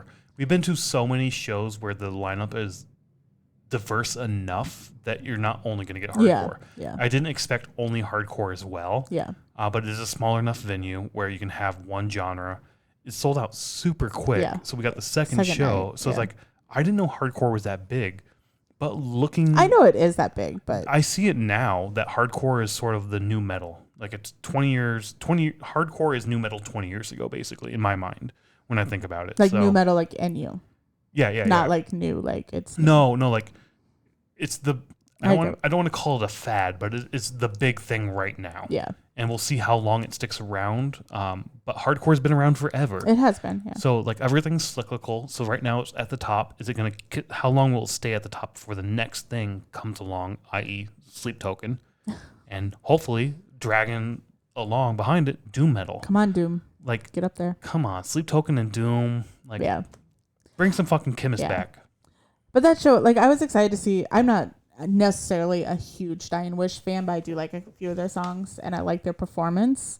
So I was excited for the show, and then just the first band comes out is like berating the crowd because nobody wanted to get close to the stage, and then by the end of the night, like we almost got punched in the face. So I'm like, fuck this, I'm done. So that's weird because I figured along that same lines of like the berating the crowd would have been that Vomit Forth in Ireland. But I was going off of, so before we started talking about the shirts and like disappointing moments, I was going with shows all as a whole.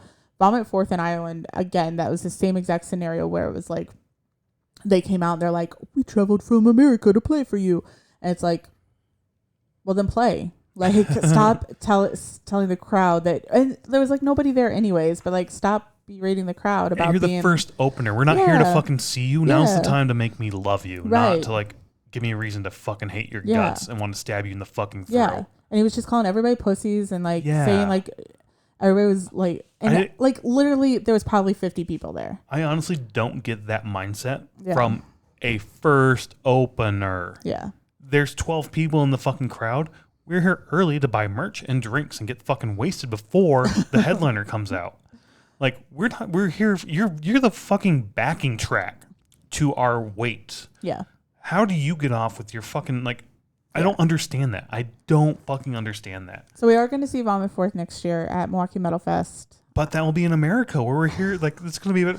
What I'm saying is like I want to check them out again. I haven't completely written them off yet because I want to check them out again to see what the performance is like when they actually perform and don't just like complain the whole time. That will be interesting too, because when you told me that originally, I thought instantly of In Flames. Not because In Flames does that, but every time we saw In Flames in the States, I thought I was in America and you were supposed to be loud. What the fuck? And I get where he's coming from now.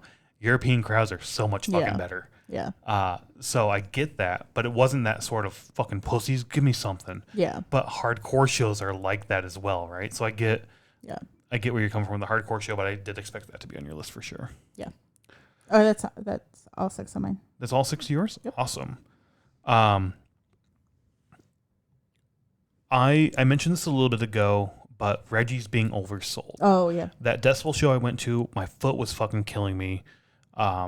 Which that could be on my disappointments, my foot flaring up, and like You're there's getting been old. a number of shows we've had to like leave early or Yeah. not go to because my foot Yeah. Oh, hurt so bad. I forgot that. Like, we had to leave early because I was sick for Decibel. Decibel. Yeah. I totally forgot about that. See, there's so much that I could have put on the list. But you forget about it as soon as you're I done know. because you Yeah. go to the next show and it's like, Yeah. holy shit, that was awesome. Who cares Yeah. about those little tiny things that didn't work out perfectly? Yeah. Nothing works out perfectly. The next thing will erase that memory. But yeah, the Reggie show being sold out, oversold was annoying. And even other fans were like, I think they oversold this. It's like, yes, they fucking did. Which I'm sure Kerry King would have been the same way. I think so too, exactly.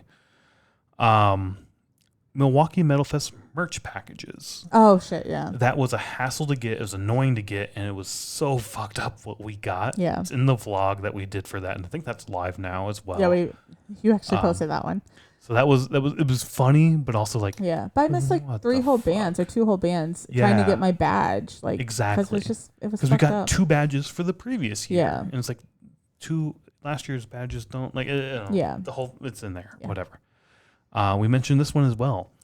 Riot Fest moving Oh, and then yeah. moving back, like just how that was handled and what they did Yeah. was fucking. I feel bad for a everybody joke. that got like Airbnbs, like either in the city or out there or whatever. Like, it's just, I remember instantly people bitching about like we got an Airbnb for Chicago that's non-refundable. Yeah. What the fuck are we supposed to do with this? This is $5,000 we're spending for a group of us to come here, or whatever. yeah, dollars whatever it it was. is. Yeah.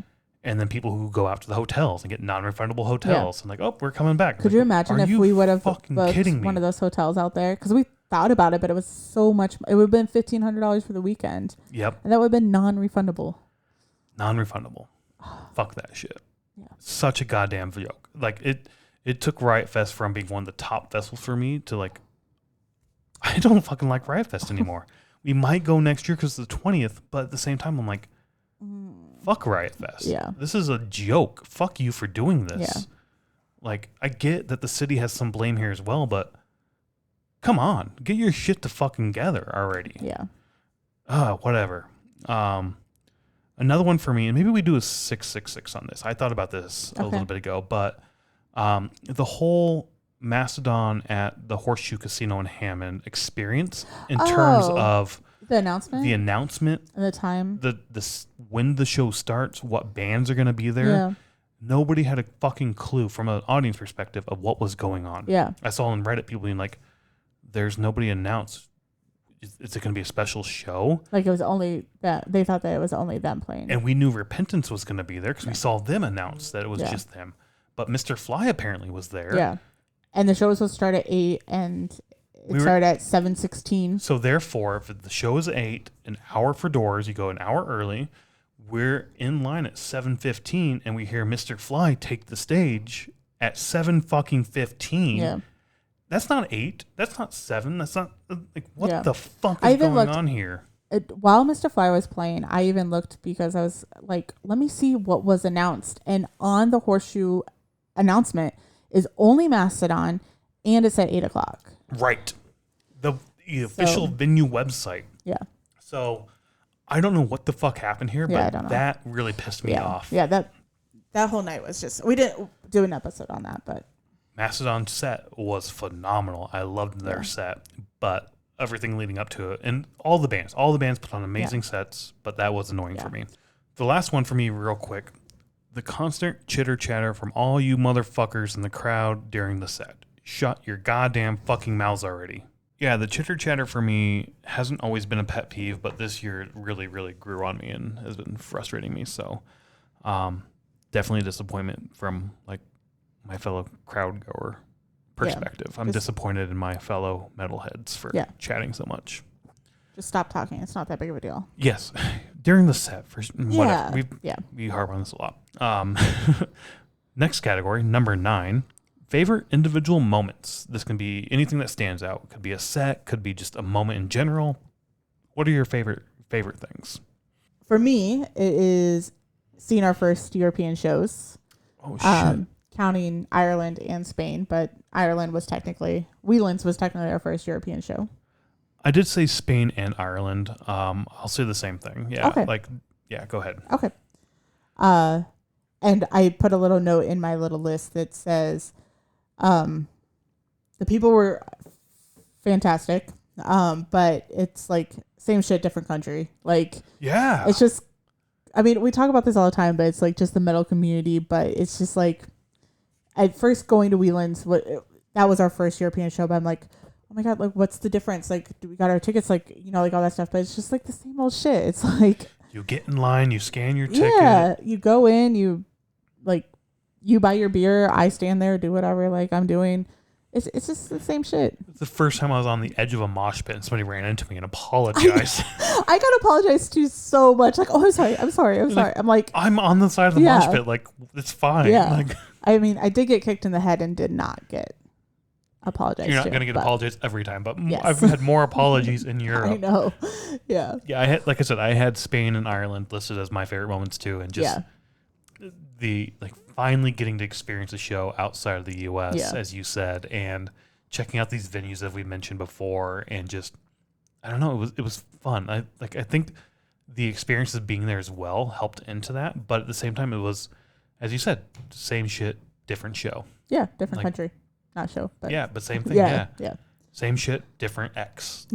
It really was. And then I have specifically the people in Spain. And what I mean by that is like the people we met at the shows. So we mentioned the tech, the people at the merch, our friend from Germany now who we communicate through Instagram all the time with. And, you know, like just, we met a couple from Atlanta at Book of Mormon, like just so many awesome people. Boston. I'm like, oh, fuck. I forgot about the Boston folks. Boston couple. Yeah. Like just at a random restaurant. They were like, oh, they're going to Metallica. And the lady's like, how do you know? And it's like, their shirts. So and I just turn around and we start talking. We move our tables together. We start talking. Until they closed and basically kicked us out. Yeah, they were cleaning up our table as we were talking. Leave now. Leave. Yeah. So just the fucking people, not the fucking people. Sorry, that's the wrong way to say it. No, but I know what just you mean. the amazing people that we met in Spain. Granted, we gravitated to people speaking English, but it was really awesome.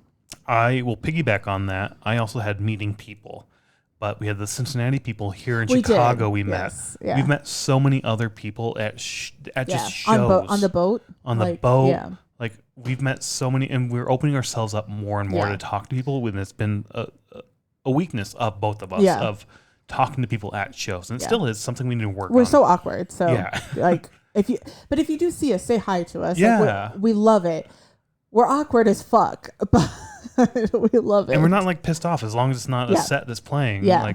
Just try not to do it during a set. But afterwards or in between sets, but meeting, I said meeting people. So I meant the same thing you did. Met so many amazing people. I should have widened it more than just Spain, but yes, definitely. Because otherwise it's going to be meeting people here, meeting people here, meeting people exactly. here. Oh yeah, that's all 6 of mine are just meeting people. Right. Finally seen local Chicago bands that were fucking amazing. Yeah. We already named many of them. Sun Crusher, Repentance, We Are Not Invited, Burned in Effigy. I'm sure that there's a lot more that I'm missing. Because I know there's a couple shows where it's like, oh, you're Chicago local or whatever. And it's like, oh, they're fucking from Chicago. Decibel we met, or not met, but we saw a Chicago band. We did. I forgot about that. Yeah. I can't remember what their name was. Yeah, but they did say they were from Chicago. I was like, holy shit, awesome. So were we, but we didn't talk to them. Yep. Because we don't talk to people. We don't talk to bands. We should say that. Like, we are getting better at talking to fans or like people in the crowd, but we're still awkward talking to them as well. Oh yeah, totally. But definitely not a band. Fuck that. No. Another favorite moment is seeing the POD Mudvayne show at the Rave. It was kind of an extra show that we added on because we were there anyways for Milwaukee Metal Fest. So it was the Friday before. It was Wednesday. Wednesday before, yeah. Wednesday before, and we were in Milwaukee, so we're like, let's just check this out. But it ended up just being like an amazing night, and I was just like, how the fuck did we not see Mudvayne before? Like it was just an awesome show. They weren't touring, so that's how. Yeah, I know. And then for me personally, going to the Signs of the Swarm Cow Decapitation show. It was my first show ever by myself. Oh yeah, it was. Because I'd never done it. I mean, it's not that big of a deal, but to me it was a big deal just because it was the first time. We did a whole episode on seeing shows alone, and it pops up on Reddit a lot of people who are like, hey, I'm going to my first show alone. What should I do? And I've always viewed it as like from a male perspective, like just fucking show up. Yeah. But from a woman's perspective, for sure, there's a little bit different. Yeah. But I took it as just show up. I mean, but then again, I'm not drinking. I'm not, like doing all these things. So, but I did take things into consideration. I made sure I left before the show was over because I was like, I'm not going back to my hotel at 1:00 in the morning by myself. So like I took some precautions, but otherwise it was fun. It was fine. I mean, and now I see a lot of people who I'm like, oh, they're probably by themselves. They're probably by themselves, sort of thing. So but it's also made me more comfortable at shows to stand by myself, or like if I go away to the bathroom or the merch or get a beer. Yeah, like I used to be so anxious, and now it's just like whatever. Like I'm just gonna stand by myself. Or at the rave, like during Milwaukee Metal Fest, like I'll be like, oh, you're like, oh, I want to check out this band. I'm like, well, I want to check out this band. So it's like, I will say that has happened a lot more this year for sure, which is really cool. But you're like, I'm gonna go here. Like, or whatever, I'll be here. I'll see you when I see you, type thing. Yeah, we don't even like agree on like a meetup spot, which probably is a smart thing to do. I was like, all right, when we're done, let's try to meet here. Yeah. Now I just wander around aimlessly. Like, I think I'm looking for purple hair somewhere. Where's purple hair? And like on Headbanger's boat, I'm like, orange vest. You got your orange vest on. Yeah. We were just at a show, Macedon, just a couple nights ago. And like, there was one moment where I was like, I just need to look for your orange vest. But it wasn't at the show. It was at the casino. But I was just like, he has his orange vest on. I will find him. Anyway, the wrap up about the sing shows alone, just do it. Like, go out there, definitely take things into precaution, but also like, don't be afraid to do it. You're with like-minded people. Yeah. Some other shows might be a little bit different where you have to take a little bit even more precaution, but like definitely like the metal shows, like don't let your fear of being alone hold you back, because you're not necessarily alone. You're with family, right? Exactly. Wrapping up or talking about mine, I guess, is what you were trying to lead into before I interrupted so rudely. Okay. Municipal Waste at Milwaukee Metal Fest. Oh shit! That set was so fucking good. That was the best. Holy shit! Where they took they took the fucking trash from backstage and threw it in the crowd, and the crowd's throwing it back at them. Yeah. And they're like, I've never been to a show where the security throws trash back at. Yeah. I don't know. It was a great fucking set. All of Milwaukee Metal Fest was just amazing. But I wouldn't necessarily say that. But that particular set for sure. Yeah, I guess was Sunday insane. got all fucked up, but. The Mark Morton Q&A that we did on the boat. Oh yeah. The conversation with Mark Morton. I thought that was phenomenal. I learned a lot about Mark and Lamb of God as a whole. I did not know Mark was a big writer for the music, like the lyrics aspect of it. And it gave a whole new light on Ditch, because he explained what it actually means and not what I thought the song meant. So that was fucking awesome. I loved that experience. We also did the Randy conversation or Q&A. That one I was like, whatever. I've seen Randy talk. I've heard Randy talk. Yeah, I think was the same old. Yeah, the front men always get, and I'm saying front man, like front woman, front man, whatever, like the front person seems to always get more talking time than other members of the band, like interviews and stuff like that. So even though I've seen him on like YouTube, we watched a few of his interviews on YouTube. And by the same old, I mean, like, it's what I expected. Randy's talking like Randy. Randy is being Randy. I've never heard Mark speak before. I've never heard him say a word before. So hearing him talk was like, holy shit, this is awesome. He talked during Mark and Friends a little bit. Oh, he did, yeah. About like the song that he likes to play. That's true, which was also phenomenal. I did like that. Next for me was our Wisconsin death metal core trip. Yeah. That was a lot of fun. I had a lot of fun during that trip, going up to Green Bay and then down to Madison and back home. Yeah. Because we saw Judas Priest, Wage War, and then Alma Marth. Like, we just like made a circle. I didn't even put Judas Priest on there, but yeah, we did do that. It was a kickoff of it, wasn't it? Yeah. It was a long weekend, but it was fun. It was a long weekend, but it was a lot of fun. I had a lot of fun during that trip for sure. Back to Milwaukee Metal Fest. The Milwaukee Metal Fest / rave tour that we did with Zetro. That was fun. It was a lot of fun. We'd been around. We did like the Haunted Holiday, so that we knew a lot of based on that tour. but we got to go into the pool for the first time and see Slayer's signature. Yep. Found out there's a speakeasy there, and just hearing Zetro talk was fucking awesome. Yeah. Like just shooting the shit with him was super cool. And like the little ghost stories of like there's a ghost haunted stories, chair that like if a musician touches it, their set gets all fucked up, and like the bride that fell off the balcony and died. And from booth A, which I went to Opeth, and you could not go to that booth. They had that blocked out. I want to see that for Milwaukee Metal Fest if people sit in booth A. Yeah. Or if it's always blocked off. I did not have that on my disappointments, but that's probably one of my disappointments as well. Jumping back real quick. Oh, they had the Opeth floor. Was I was supposed to be on the stage for Opeth, but they added additional seats, so I got moved up to the balcony in the B box right next to the A box, which was the bride's. Yeah. And they had that blocked off, and I remember going up and talking to the guy. I may have been a little intoxicated at that moment in night. But yeah, basically he's like, no, nobody can sit here right now, which is weird, but I kind of want to sit. Now I want to see it at other shows if they just block it off for everybody. Yeah, exactly. I want to see that too. I want to sit in that box now. Yeah.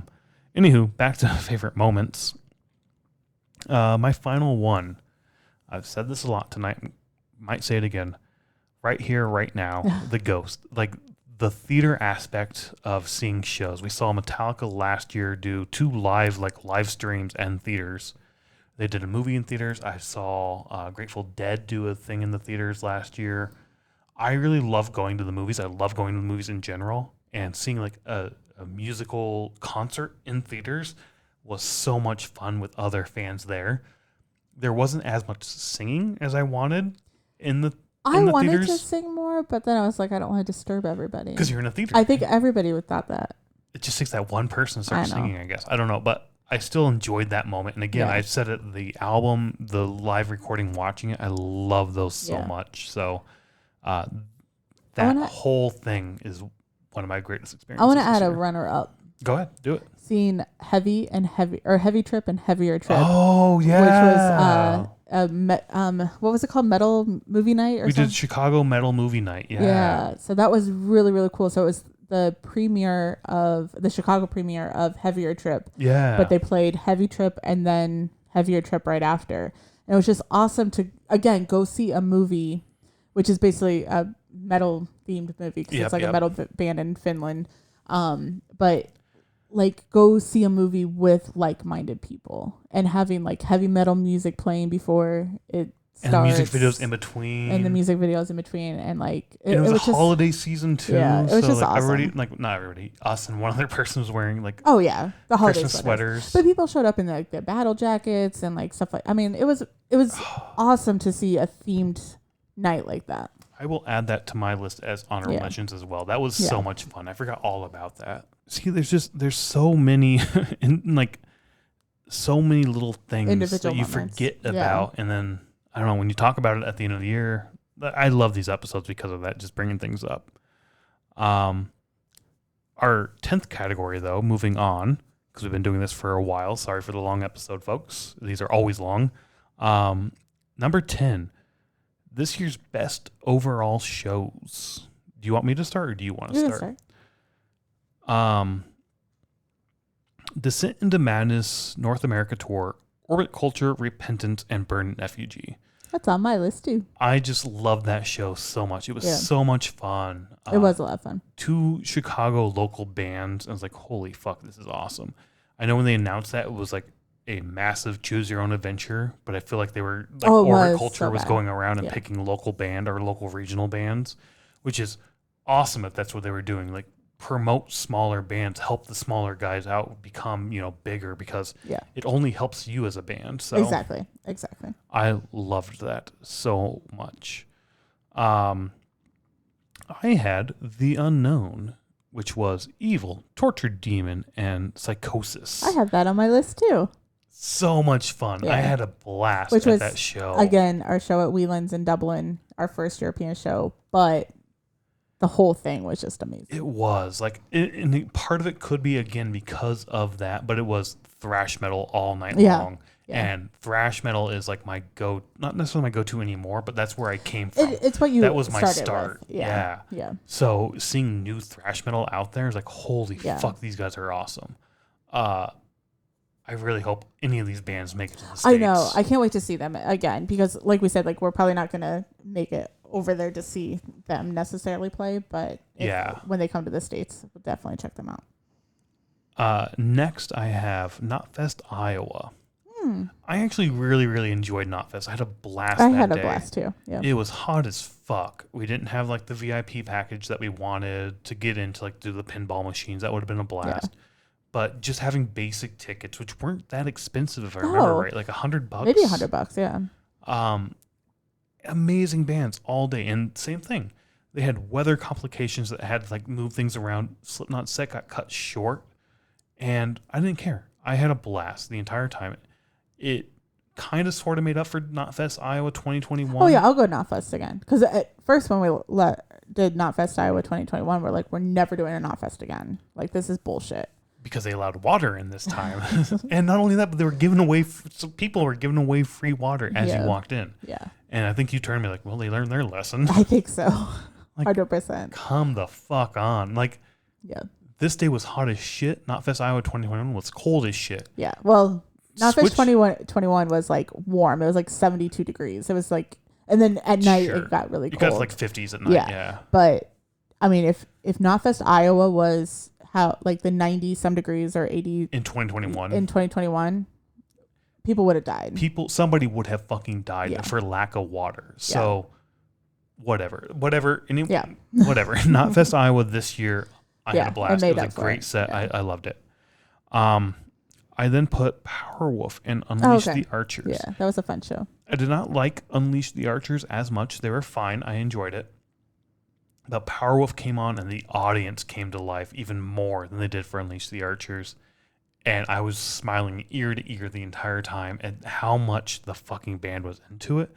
And we talked about, we even just did a 666 episode on this of changing our concert tradition of not listening to a band ahead of time. I wish I would have listened ahead of time so I could have sung along with Unleash, like not Unleash, but Powerwolf. Powerwolf, yeah. Because it definitely is it's power metal, so it is very lyric focused. Oh, they had so many songs. I was like, holy shit, this is so much fun. And the crowd was louder in many aspects than the band. I was like, that's the shit I love. I love the crowd being so into this that you can't hear the fucking band. Yeah. That was the one saving grace going back to Knotfest Iowa 2021, is there were moments where Corey was not as loud as the crowd singing his music. Yeah. And that made me smile. Like, I love the crowd being so into it like that. Any hoodles, moving on. I have Ministry. You didn't go to this. You were in Ireland. Yeah. It was Ministry, Gary Newman, and Frontline Assembly. Frontline Assembly is a heavy, heavy industrial band, and they were good. I ran into people who were like, afterwards, I was in between Gary Newman or something, and they're like, did Frontline Assembly go on? I was like, oh, I'm sorry you missed them. And they were disappointed. Like, oh, that's the only reason we're here. And this was at the Aragon Ballroom, so you have issues getting in and out sometimes. So I'm assuming they were one of those people. I felt bad for them. Gary Newman is like a 80s synth pop artist. And I was like, what the he did the car song. Here in my car, I feel safe as I'll da da da da da in cars. Dun, dun, dun, dun, dun, dun, dun. Like, that's his song. Yeah. That doesn't fit with Ministry or metal at all. No. It worked. The set was fucking heavy. I felt like it was heavy, and it was so fucking good. And then Ministry comes on. Them goddamn white trash. We need your help. Goddamn white trash. We need your help. Like, oh. I was it wasn't on your top songs this year. Oh, it should have been on my top songs this year. That was a great. All the time. I think that came out last year, though. Oh, did it? Okay. Because that was at the Rob Zombie show we saw. Yeah. Oh, that show was so much fun. I did not expect Gary. I even went back and listened to Gary Newman the next day and was like, this is heavy as shit. Let's go. And I was like, this is not what I listened to the song. What the fuck is this? It was so good. I wish you could have been there. I hope they come around again. I'm taking you to. I'm dragging you. I don't give a fuck. It's fun. You're going to enjoy it. Okay. And then my final one shouldn't be a surprise to you at all. Can you guess what it is? Dead and Company at the Sphere. Yeah. The Sphere, like all three shows, just the Sphere experience as a whole is so unique and so phenomenal. You have to check it out. And when you check it out, you're like, yeah, that's it. That's what music not necessarily always should be, but I should see music at least once like this. Yeah. So I didn't want to like. Oh, sorry. No, go ahead. I'm done. Oh, okay. That's it. I didn't want to copy like all my like new bands, new venues, and all that stuff. But Science is Form, Evil, and then what was the other one that I said that I had that you had? Oh, the Orbiculture show. I really like that. Mm-hmm. The only other thing that I had that you didn't have was Metallica Spain, night 1. I should have put both nights on there, but our experience night 1 was so awesome. We were like in the crowd. There was pits opening up behind us. There's fucking 100 selfies of you somewhere with out there. Spaniards out there somewhere. Like just everybody in the crowd around us was really fucking amazing.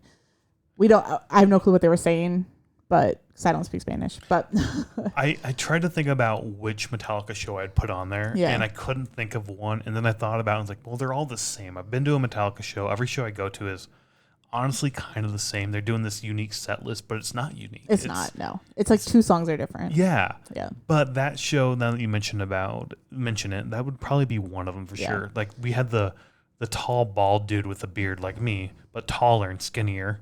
And they were in the pit, and they were like older than I was, and it gave me hope. They're like, if I just took care of myself and ate better and didn't drink so much shit, I could be doing that. Well, if you ate like Spaniards do, then you'd be so healthy. Because like we only ate like one meal a day, and like we felt amazing. I don't know. That was a great time for sure. Yeah. But I just couldn't I don't know. Yeah. All right, that's fair. I like that. Yeah. So I wanted to put something that was different than all my favorite bands and all that stuff on there. So. Moving on to the next one then? Yep. All right. So the next category, number 11, the big one, the other metal number 11. Next year's wants. The things we don't know about, but we would love to see happen next year. Do you want to start us off? That we don't know about. Oh, yeah, because the next category, number 12, I think is what we do know about. Yeah, I missed that part. I thought it was just... Did you mix them together? No, because these are like things that we don't know about, but also it's like one of them we do know about. Okay. So see, that's the and thing. I only have 3. It's hard to come up with them. All right. Like I feel like next year we're kind of planned out for the year.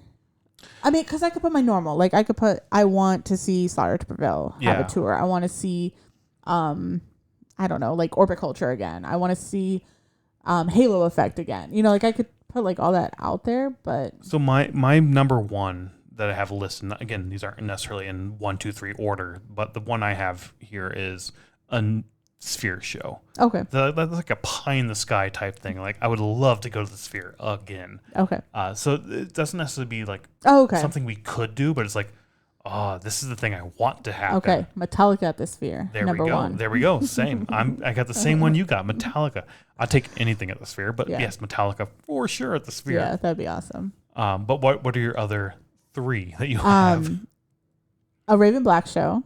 Oh, which yeah. She is releasing an album next year, so maybe there'll be something. And even if it's in like West Chicago or something, because that's where she was like 2 years ago, we could potentially make it out there. It is a long ways. It's like an hour and a half or 2 hours from us, so that kind of sucks. But it seemed like they were doing a lot pre-COVID, and they were sort of on the up and up, and then COVID, and then her father passed away. Oh, is that what happened? Yeah. Oh shit. Yeah. So Sorry. like, there's just like a lot that's been I happening. didn't know that. Yeah. She puts on a great show. Yeah. I would love to see them again It's for sure. fantastic. Yeah. So this is one that we know about, but it's a hope that we could get cheaper tickets to the Ghost show. Yeah, we're not going to the Ghost as of the moment. When they went on sale, they were insanely expensive. Yeah, there's a lot of shows that are coming to Chicago that are like tickets are just outrageous for what they should be. Yeah. Like $300, $400, $500 for a fucking ticket. It's like we didn't even pay that for Metallica to see 2 shows. Right. You think you're better than Metallica? Fuck you, assholes. Or Rammstein to see a fantastic show. I don't know. I've got one of those on my list for next year already of a big disappointment, and I thought about it the other day, and it like literally pissed me off for half of the day of like, fuck these stupid motherfuckers. Fuck you. We were talking to a friend about this a few weeks ago. Like we went to dinner with them, and he basically brought up like it's almost like seeing concerts is like an elitist thing. Yeah. Like, granted, a lot of shows that we go to are the $20, $30 shows. But for these big names, like, it's just so much. And we brought this up too.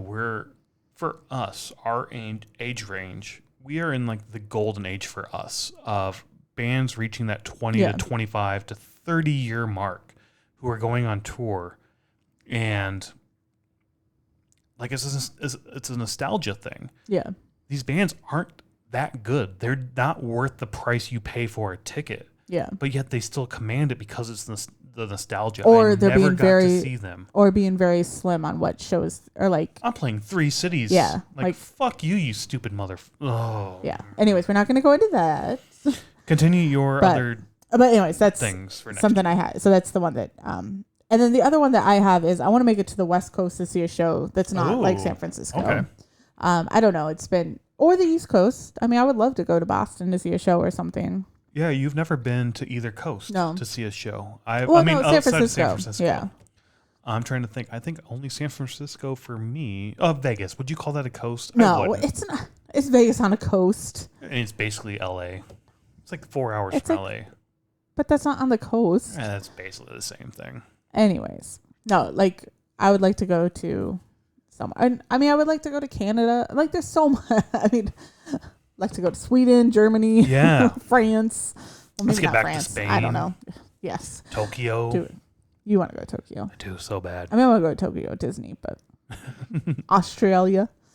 Oh, was that it for you, I guess? Yeah, that's all. Okay. Sphere Show, I said that already. Fever 333 back in Chicago. Like, I love their show so Yeah. much. The energy, the sound. It'd be I love interesting them to as a band. see them with a new band. We haven't seen them with a full band with an actual fucking bassist this time. Yeah. That's the one thing they've been missing this whole time, and now they have a fucking bassist. Fuck yeah, let's go. I would love to see them again. More Chicago bands. Oh, yeah. Yeah. We found a lot this year. I'd love to find a lot more just by going to small clubs and small shows and whatnot.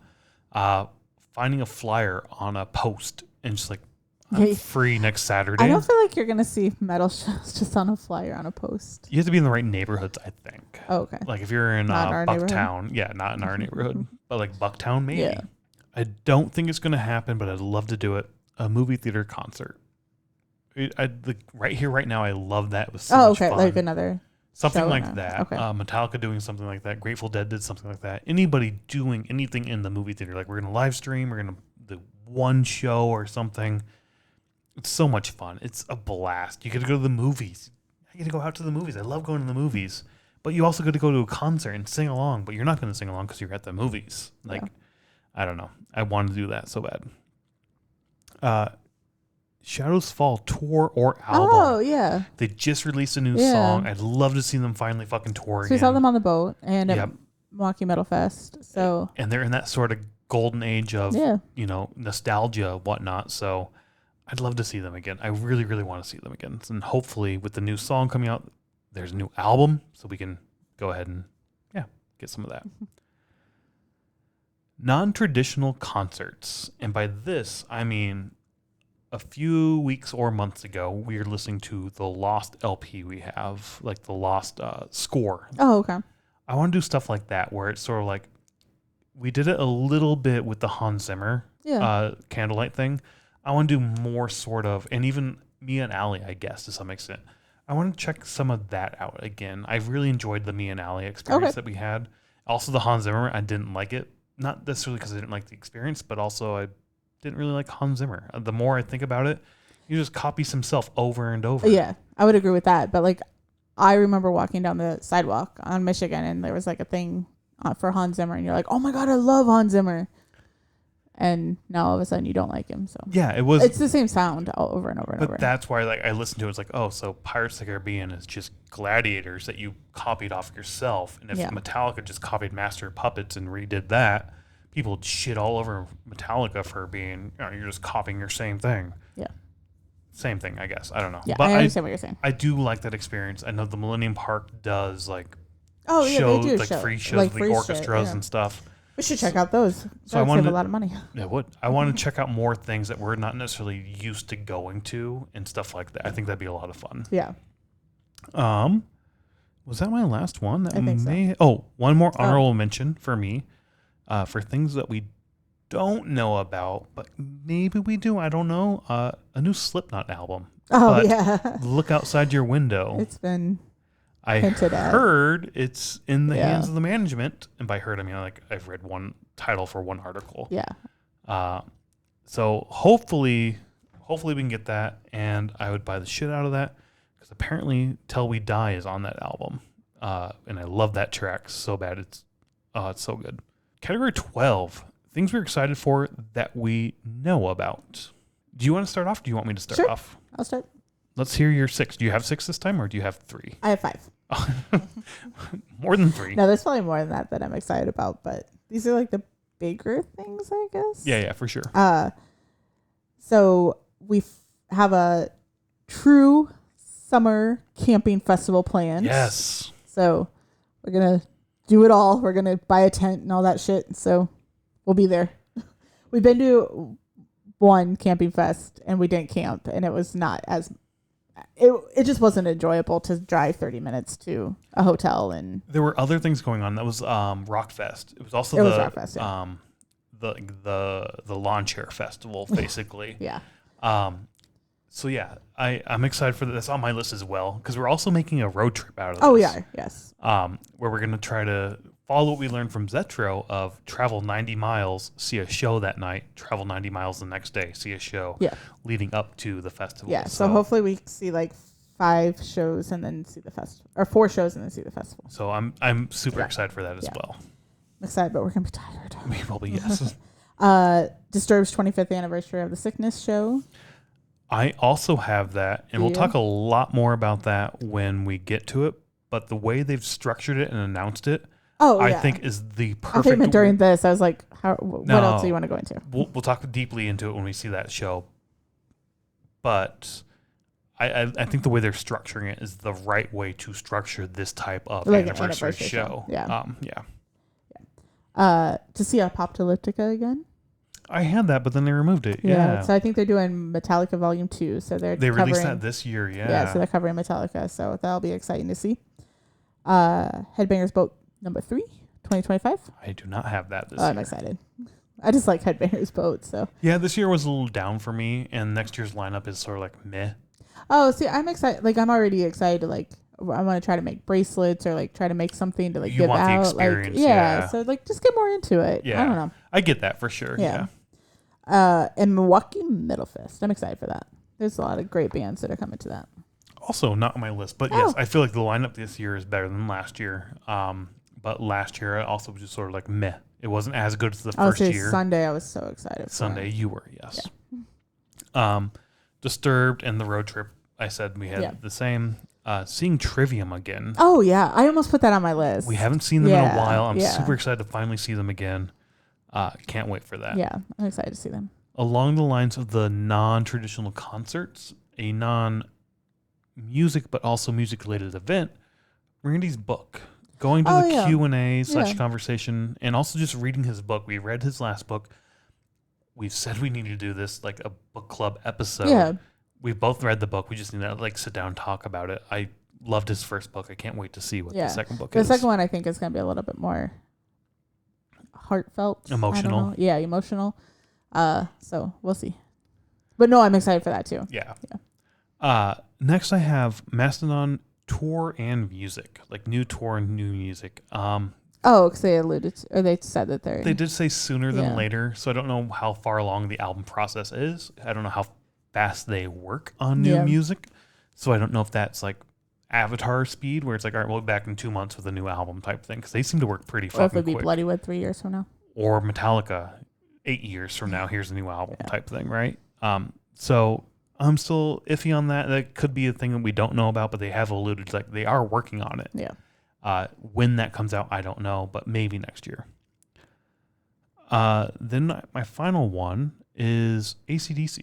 Oh, Finally getting to see them. Yeah, you're excited for that. That will be a fun show, I think. Yeah. All right, so we're getting close to wrapping this up again. It's been a long episode, and this is our new category this year. This is one you added. I liked it.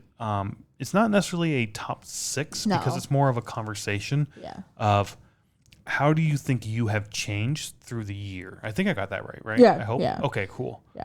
I mean, because to think about it, okay, so if you go from 2017 us, Yes. 2016, 2017 us, it was like only listen to 3 bands. Yep. And then we move into 2019, start going to some more shows, see some more bands, find some newer music.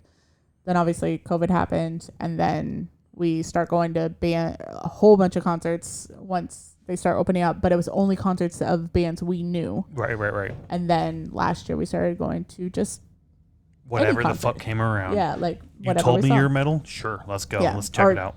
Your logo looks metal, we're Let's going to do be it. there sort of Right. thing. And that's kind of how our idea was this year. Last year we were a little bit more critiquing on bands of like, no, you sound like shit sort of thing. But more, it's not like you don't sound like shit. It's your music isn't what we're used to, or Right. what we gravitate to. So Yep. now this whole thing was like, how have we changed even more or evolved over the last year? Yeah. Why don't you start us off then? How do you think you've evolved over the last year? I feel like I'm way more open to other music. I don't completely shut down when there's something that I don't care for. I listen to it, and I like even looking at like the Keening last year or Drought Not this year. Dreadnought this year? Dreadnought. You I don't didn't know. completely shut down? I thought No. you should shut down. I'm No. joking. You were more receptive to Dreadnought this year. Yeah. Yes, So you it's were. like just being more receptive to music and not just being like, this is fucking stupid. Like, it's the 30 minutes over. Like, I'm done listening to this. I have found that I have enjoyed also like enjoying music more from the back of a crowd Okay. and not necessarily being like up front. Like, Okay. There was a couple shows there for a while that were like, we have to get rail. We have to get there really fast so we can get rail, like 2019-ish area, early 2022 area. So maybe one caveat to that, I agree with you. I do like standing in the back, but also I like being up close, mostly because I feel like the closer I get, the less chatter there is. sometimes. As especially, there's been a few shows. One of them recently at the Radius where we went to and we worked our way backwards. And the further back we went, there was less singing and more just people like sitting there chit-chatting and whatnot. And that, like, again, that's become one of my biggest pet peeves. So I'd rather be closer and avoid the chit-chat than be in the that back. makes sense. Yeah. But I agree with you, like enjoying the show from other aspects, because also like in the balconies, we've done that a lot more this year than we have in the past, and that has been more enjoyable for sure. Yeah. Like sitting down at shows, we used Sitting to down. we used to fucking shit on that and be Yeah. like, fuck the seats, be on GA. But honestly, the seats aren't that bad, and some shows actually enhance for being sitting down. Yeah. And especially when you go to like 4 shows in a week. Yes. It's like, Yep. if there's one show with seats, it's like, I'm Yep. going to take the seats Yep. sort of thing. We did that with like Powerwolf, I think Yeah. it was. Part of it was crazy fucking busy, but also we just went up there and it was a great show just sitting there for sure. And the last thing I think is it's probably, it has to do with where we stand during a concert as well, but I think it's more my age or my enjoyment. I like being near a pit, but this year I just found myself being like, I'd rather not. I'd rather just watch really? the show and not have to worry about if somebody's going to run into me. Okay. I think the Victim show really took me out of it, and I'm like, I'm kind of done being near this. Yeah, I blame the lighting for that for Yeah. sure. Well, no, also this year there's been a lot more hardcore pits. There have been a when lot more. the music's not hardcore. Yeah. So Yeah, that's felt weird. Like Yeah. there's been a lot of hardcore where it's not hard. Like before Victims, who was it? I mentioned them earlier. Conquer to Divide. Yes, Conquer Divide. And we're like, listening to their music, and it's a hardcore pit, and it's like, this is not fucking hardcore music. What the fuck are you doing? Yeah. Yeah, that's fair. So what are yours though? The what last do you have? 666 episode we did about our concert editions of listening to music before going to seeing a new band. I think I'm leaning away from that. I really want to know the band before going to it. My biggest fear is having me listen to the band ahead of time on Spotify or whatever and not liking it and then being like, you know what, I'm not going to buy a ticket. I'd rather buy a ticket and see the show. Oh, yeah. No, that's how I thought of it. Yeah. It's like, we'll buy the ticket, but then like listen to the band. Then listen after I have the ticket. Yeah. But at the same time, it's like sometimes you discover new bands before knowing you're going to a show. Like might not be coming around for years, like Cult of the Sun, for instance. Yeah. So I don't want to like pigeonhole myself into one thing or the other. I want to be more fluid and say like, I want to branch out, explore new music, especially if I know I'm going to a show, listen to the music ahead of time and not just wait till seeing it live. Yeah. So that's definitely on my list. Yeah. I guess that would be a change for me too.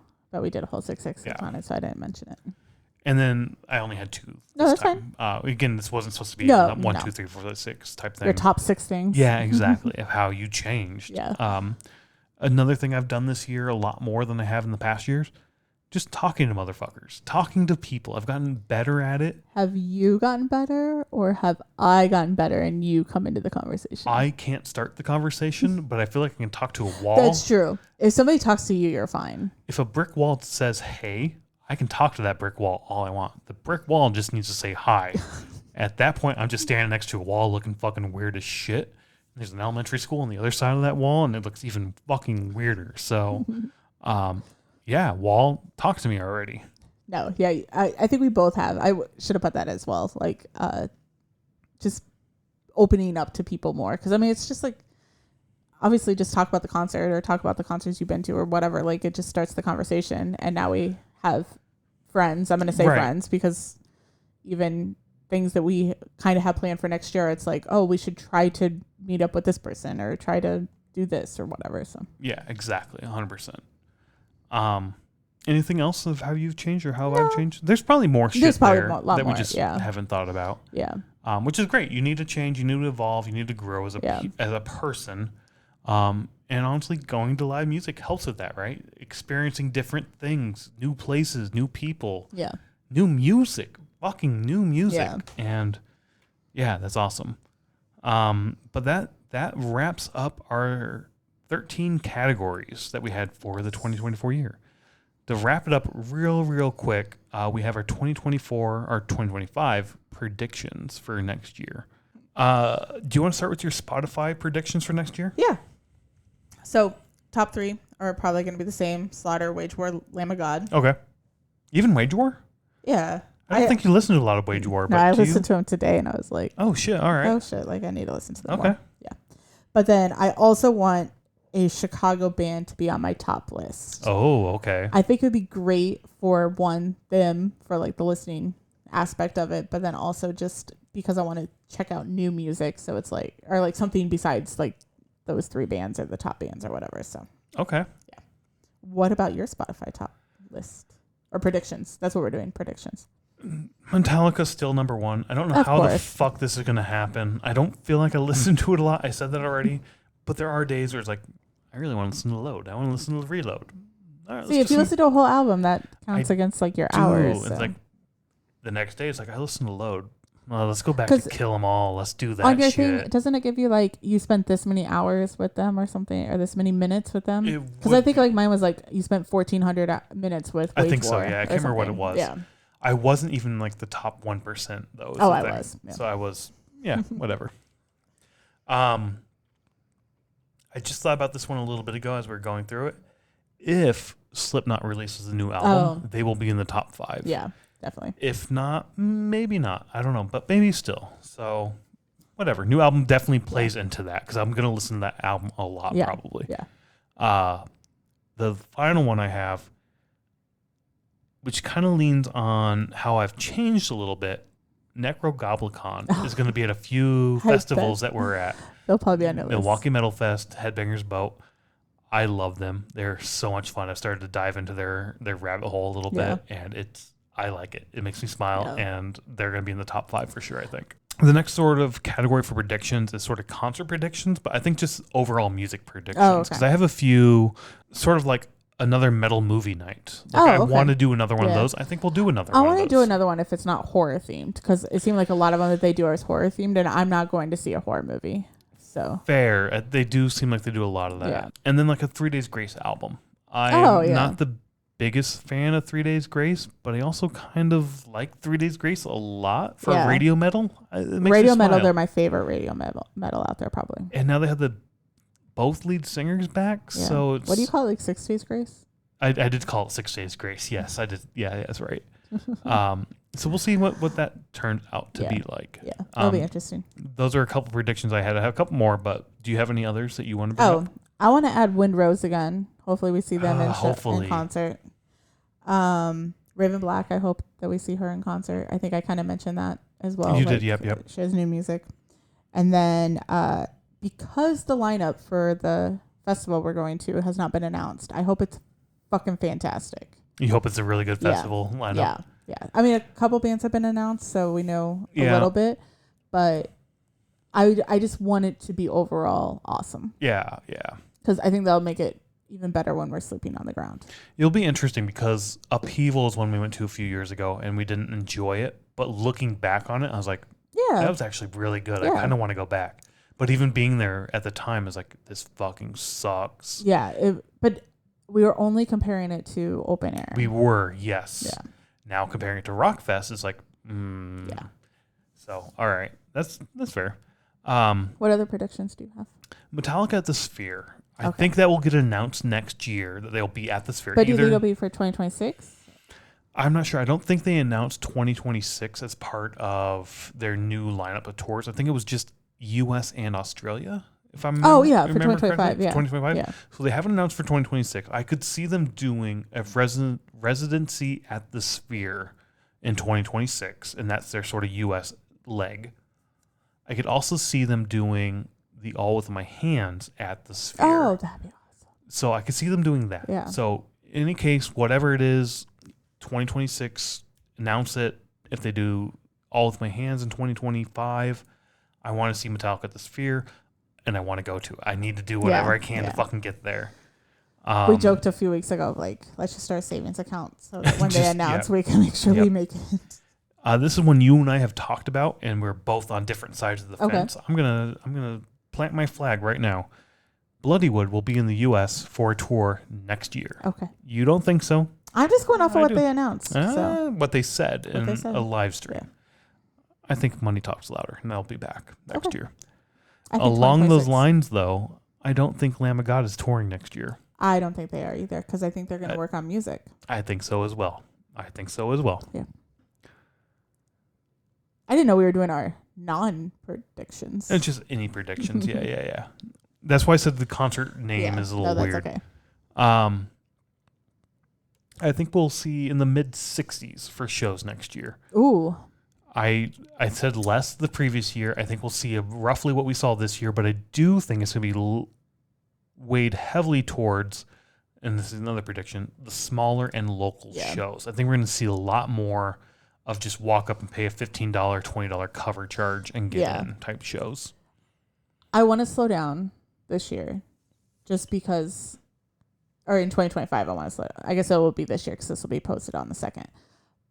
I want to slow down in 2025 because last year I felt like there was so many weeks that I felt just burnt out and like not enjoying the shows. Because it's like you have to go to the show and it's like you didn't enjoy it type thing. Yeah, not that I didn't enjoy it, but it's just like, oh, I'm tired. Like it's 10 o'clock. I'm tired and there's still 2 bands to go on. And it's like, I'm ready to leave. And I don't want to have that experience again. So I want to kind of slow down a little bit. I fucking love going to so many shows and I love seeing all these bands and stuff. But I know that there's a couple things like Arch Enemy is going to be in Chicago, but then they're also going to be at Milwaukee Metal Fest. So it's like, do we just kind of say, no, we're not going to see 4 shows that week and see them at Milwaukee Metal Fest, or do we go to the show? Yeah. Like, that's the kind of thing I'm thinking of. And we talked about that a number of times now where it's like, but it's going to be different. It's their It is gonna be headlining show. They're different. going to have more Yeah. time than the 30 minutes. We're going to have a better set. And like, I don't know. I agree with you for sure. And maybe this is one way I've changed and I didn't put it on there, but leaving shows early. Yeah. There's been a number of times we left shows early because of what you said. If we were just sort of burnout or tired. Yeah. Or Sepultura is still playing at fucking 12:30 and Right. they're only halfway through their set. Right. So it's like, I just can't do this. I have to work in the morning. I have a fucking 9 a.m. meeting. I need to go do that type thing. So, yeah, I don't know. But I do think we'll see roughly the same shows. Yeah, just we smaller. probably will. Like, I don't think we're going to, next year, I don't think we're going to see like below 50. Probably 50 to 60. 50 to 60 sounds right. I'll say mid 60s, but 50 to 60 for sure sounds about right. Yeah. We'll probably be up there again like we were. Because what was this year? 68? Something like that, yeah. So. But yeah, I don't know. In any case, that's our year in review. Yep. It's been a phenomenal year. A lot of firsts Oh, for yeah. us. So much fun. So many great memories. So many new things. No great memories. Meeting so many people for sure. Yeah. Like, I don't know. All the great shows. Everything about it this year was just phenomenal. And it's all because we went to live music and checked out live shows. And we can't wait to continue it to 2025. And If our body's sold out. yes, got to take better care of ourselves and our health. Yes. But yeah, so in any case, the moral of the story, I guess, is live music is awesome. Go check out some shows, meet some people, make some memories, and hopefully we'll see you at the shows. Bye.